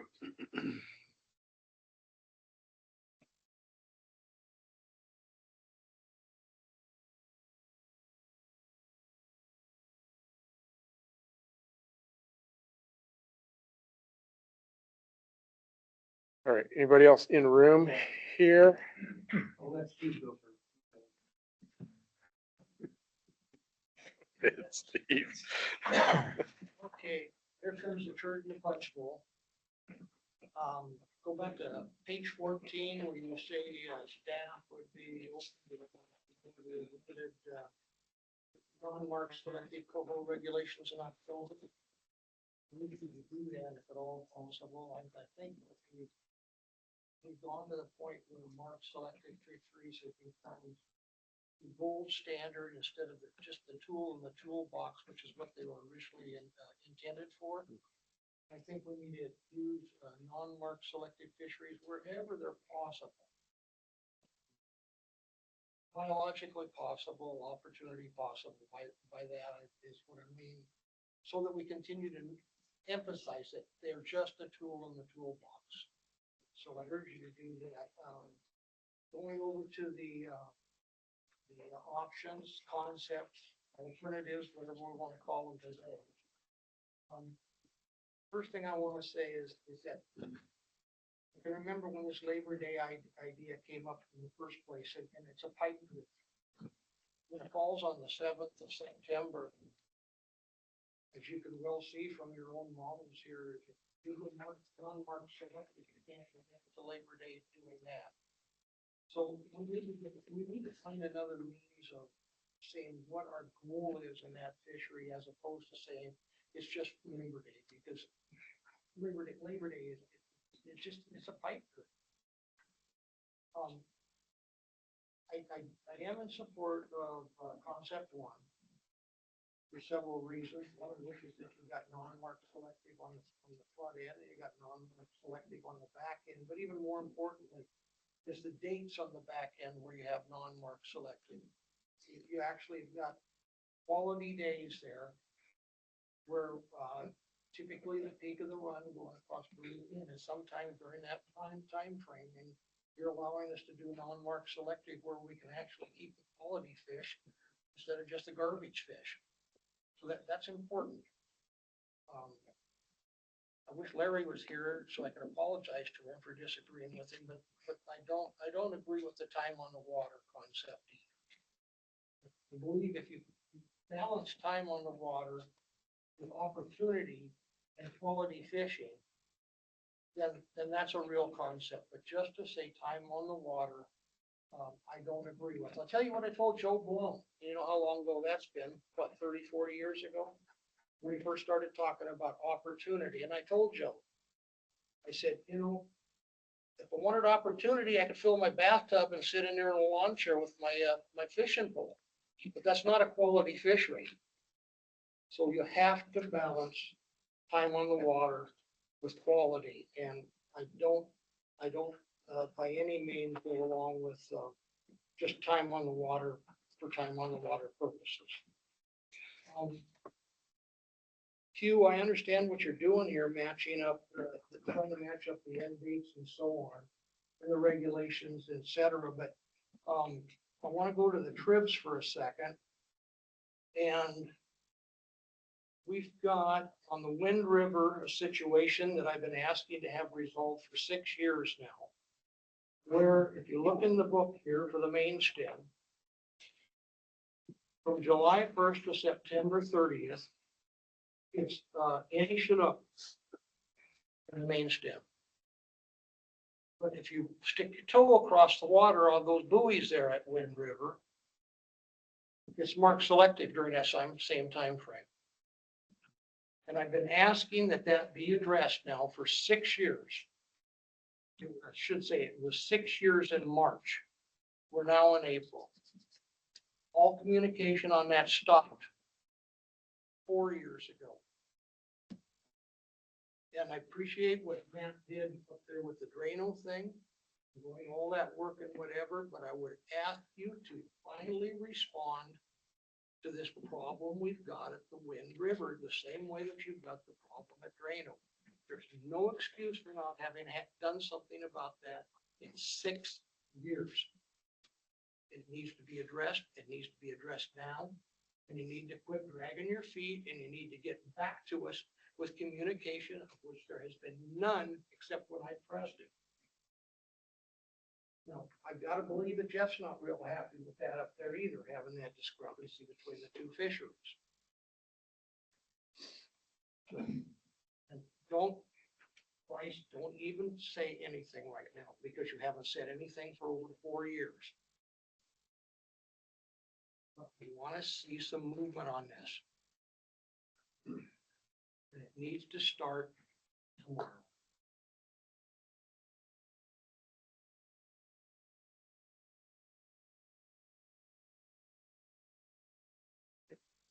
Thanks, Steve.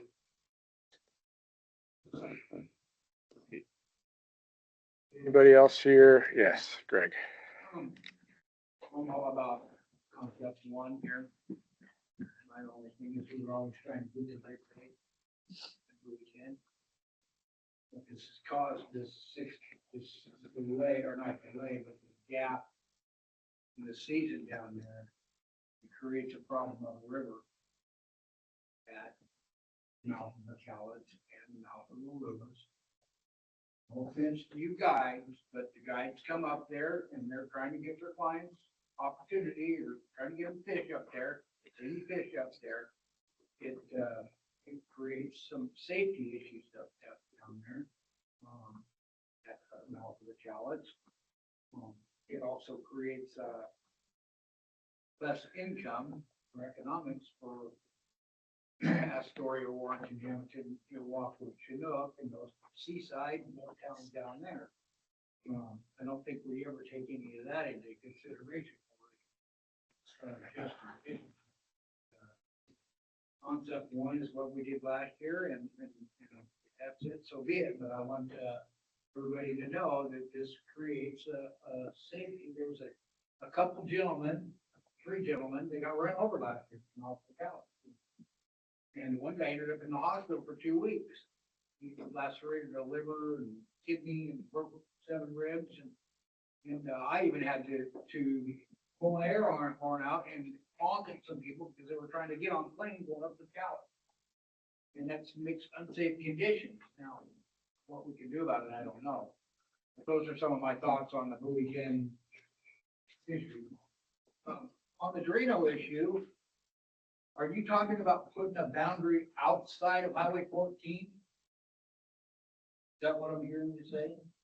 Because that might be a better solution for just bank fishing only out there, then you wouldn't have the problem like Rob was talking about, and like we're all seeing, because we have bad experiences and bad taste in our mouth up there.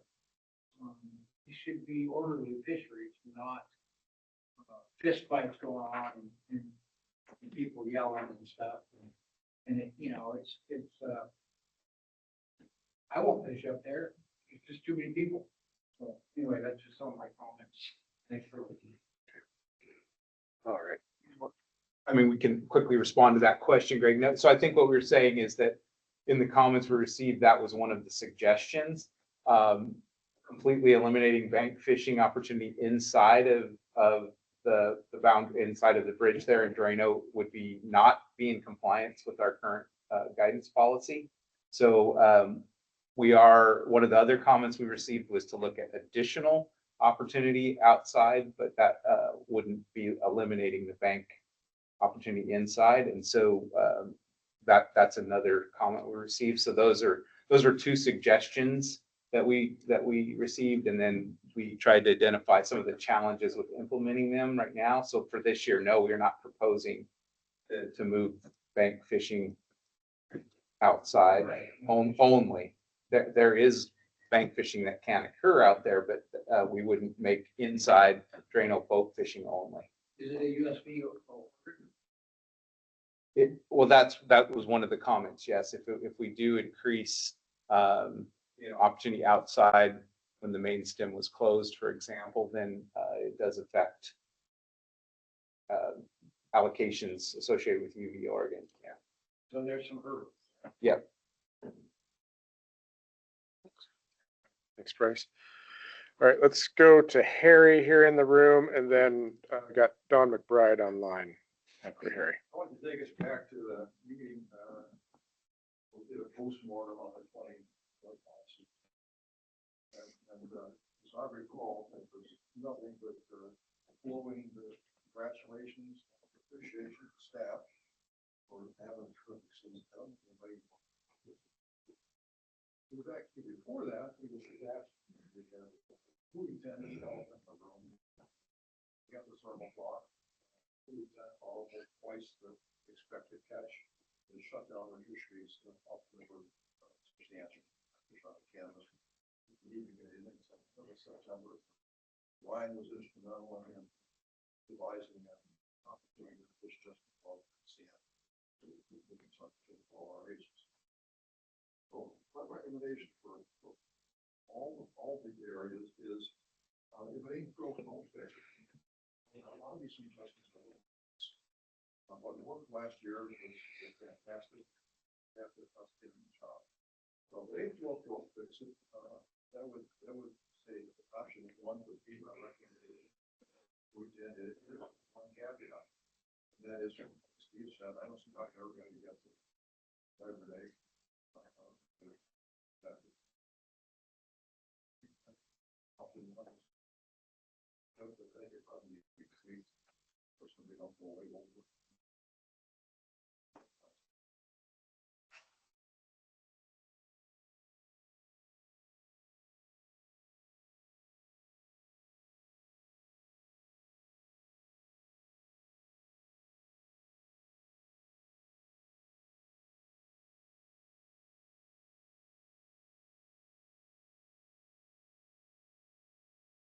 All right, thanks, Harry.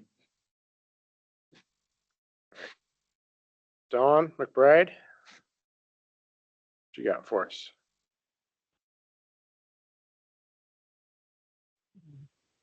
Can you hear me? Yeah, we got you. Okay, great.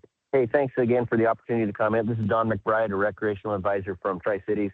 Yeah, I wanted to thank Matt for the great discussion on Drano. Glad to hear the outcome of that. I just want to restate one of my suggestions on that concept of putting a bubble fishery outside of Drano was to look at the stock composition.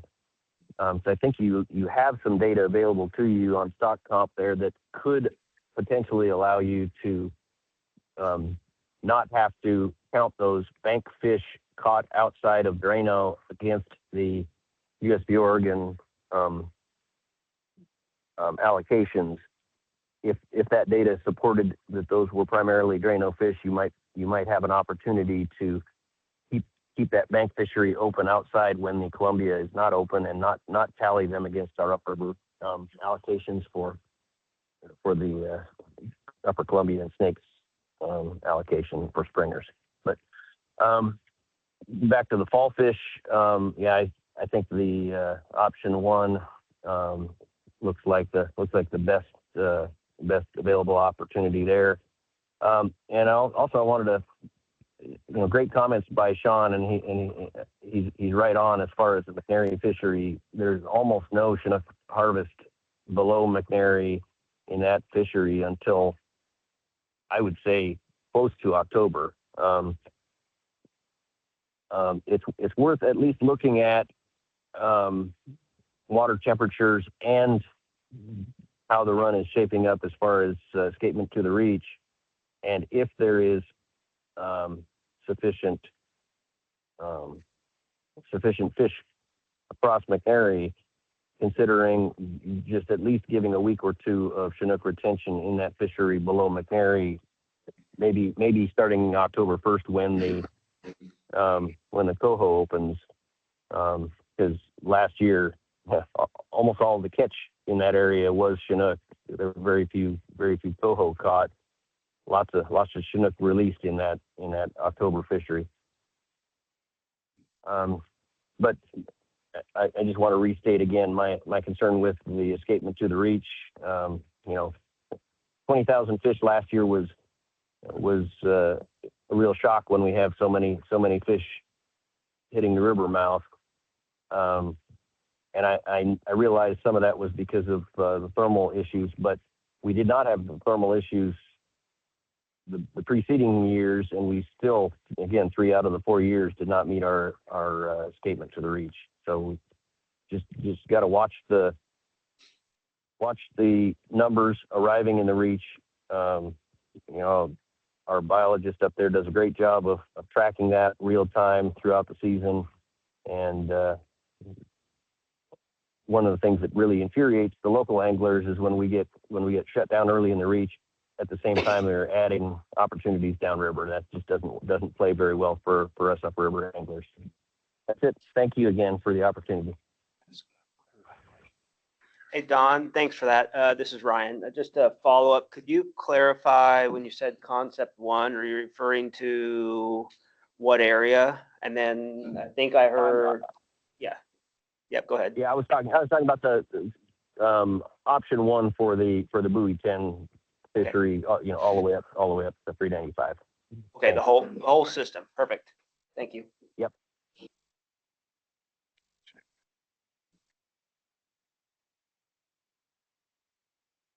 Thanks. Got about 20 minutes left. Any more comments? Anybody we haven't heard from in the room here or online? I thought we were going to make it through, Robert. No?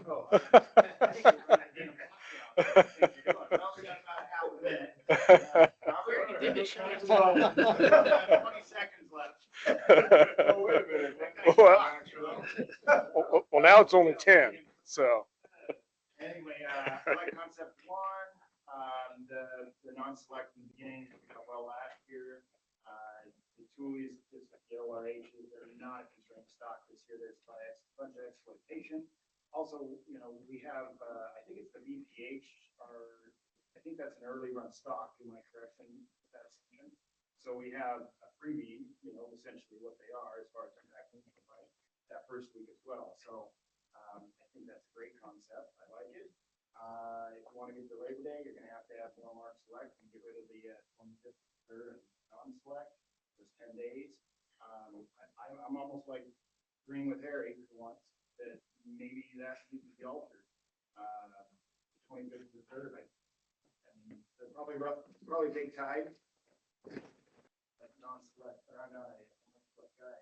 Like, the non-select, I like throwing fish back on water. But I really think we're going to have a thermal block this year. I mean, that's hypothetical, but it's the lowest snowpack on record, close to it. There's snow up in Canada, but we had this same thing play out in 22, and it wasn't, the snowpack was substantially better than it is. Right? So, I don't know. Like I said earlier, no one complains about extension. So just be cognizant of that. So yeah, concept one, maybe a possible application in that non-select, I guess. And then as far as Lewis, Boyer, Bonneville, I think all the season last year, the staff did an amazing job. Deserve a pat on the back. Nobody else say right. You guys did a good job, didn't you? The only problem I had was that upper river, it's on 4 through 6, it cut short. I think it was because of extensions in the lower river. Those impacts utilized somewhere. I think they were utilized a lot more in the lower river than they were. And so that's why it was shut down on June 1st in 5. Right? So those fish really don't start biting up there till the 4th, 5th, 6th, something like that. So I go with concept one, Lewis, Warrior to Bonneville, and hope for the best case scenario as far as the extension and the run update. As far as season structures for the entire river, encourage staff to do what they can to maybe have a little better season up there and from 4 through 6 to where you can fish on those fish at the end of September. Really show up and that opportunity's there. I don't know how that looks. Somebody's going to get shortchanged. But that I would encourage doing that. As far as the non-select coho, I've been asking about that for years. I think it's a great idea. I think October wouldn't be a target fishery. So the handle on Chinook is going to be bad. A lot of people are done fishing around October, in the first part of October. They have other things to do, whatever it may be, kids back in school, I don't know. So I don't think that would be a problem if the impact's warranted. Might as well do it. The water sometimes is 72 degrees up there. where it's regular, the hatchery fish from federally funded hatchery, it's 71, I think. And we don't catch a lot of those, but the ones we do catch aren't gonna make it. In the water. And I know commercials are able to keep them, they have for years. So yeah, I would encourage that. I think that's a great concept. And just try it, see how it works. Thanks, Robert.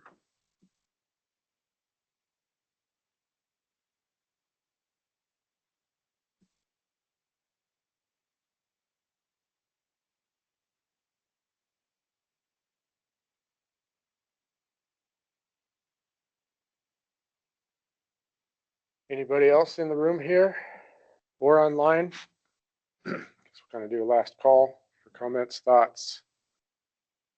And again, if you think of anything after you leave here today, Washington's got that online portal to submit any further comments through.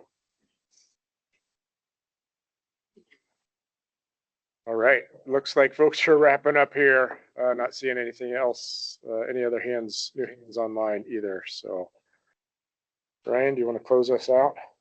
Yeah, so thanks everyone online and those who drove here. Appreciate all the thoughts and energy, and obviously it felt like most everyone had the opportunity to read the packet ahead of time, which helps with the conversation. Like this layout as a kind of a roundtable engagement approach. I felt like engagement was very solid as well. Yeah, we've got some challenges on the herb front to work through for modeling. We can't create more. So we got to figure out how to share them within the various sections. And from there, we'll just have to navigate the council on how the Thule part plays out, and then solve the, look at, explore the limited non-mark coho approach. That's something new for us to work through. But with all that, yeah, get us additional comments online by Sunday, hopefully. Then we'll take a look at it next Monday.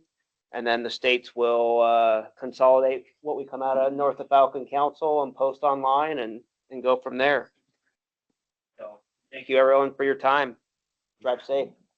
Yeah, thanks all. Thank you. Thank you. Good yet. Takes me a minute.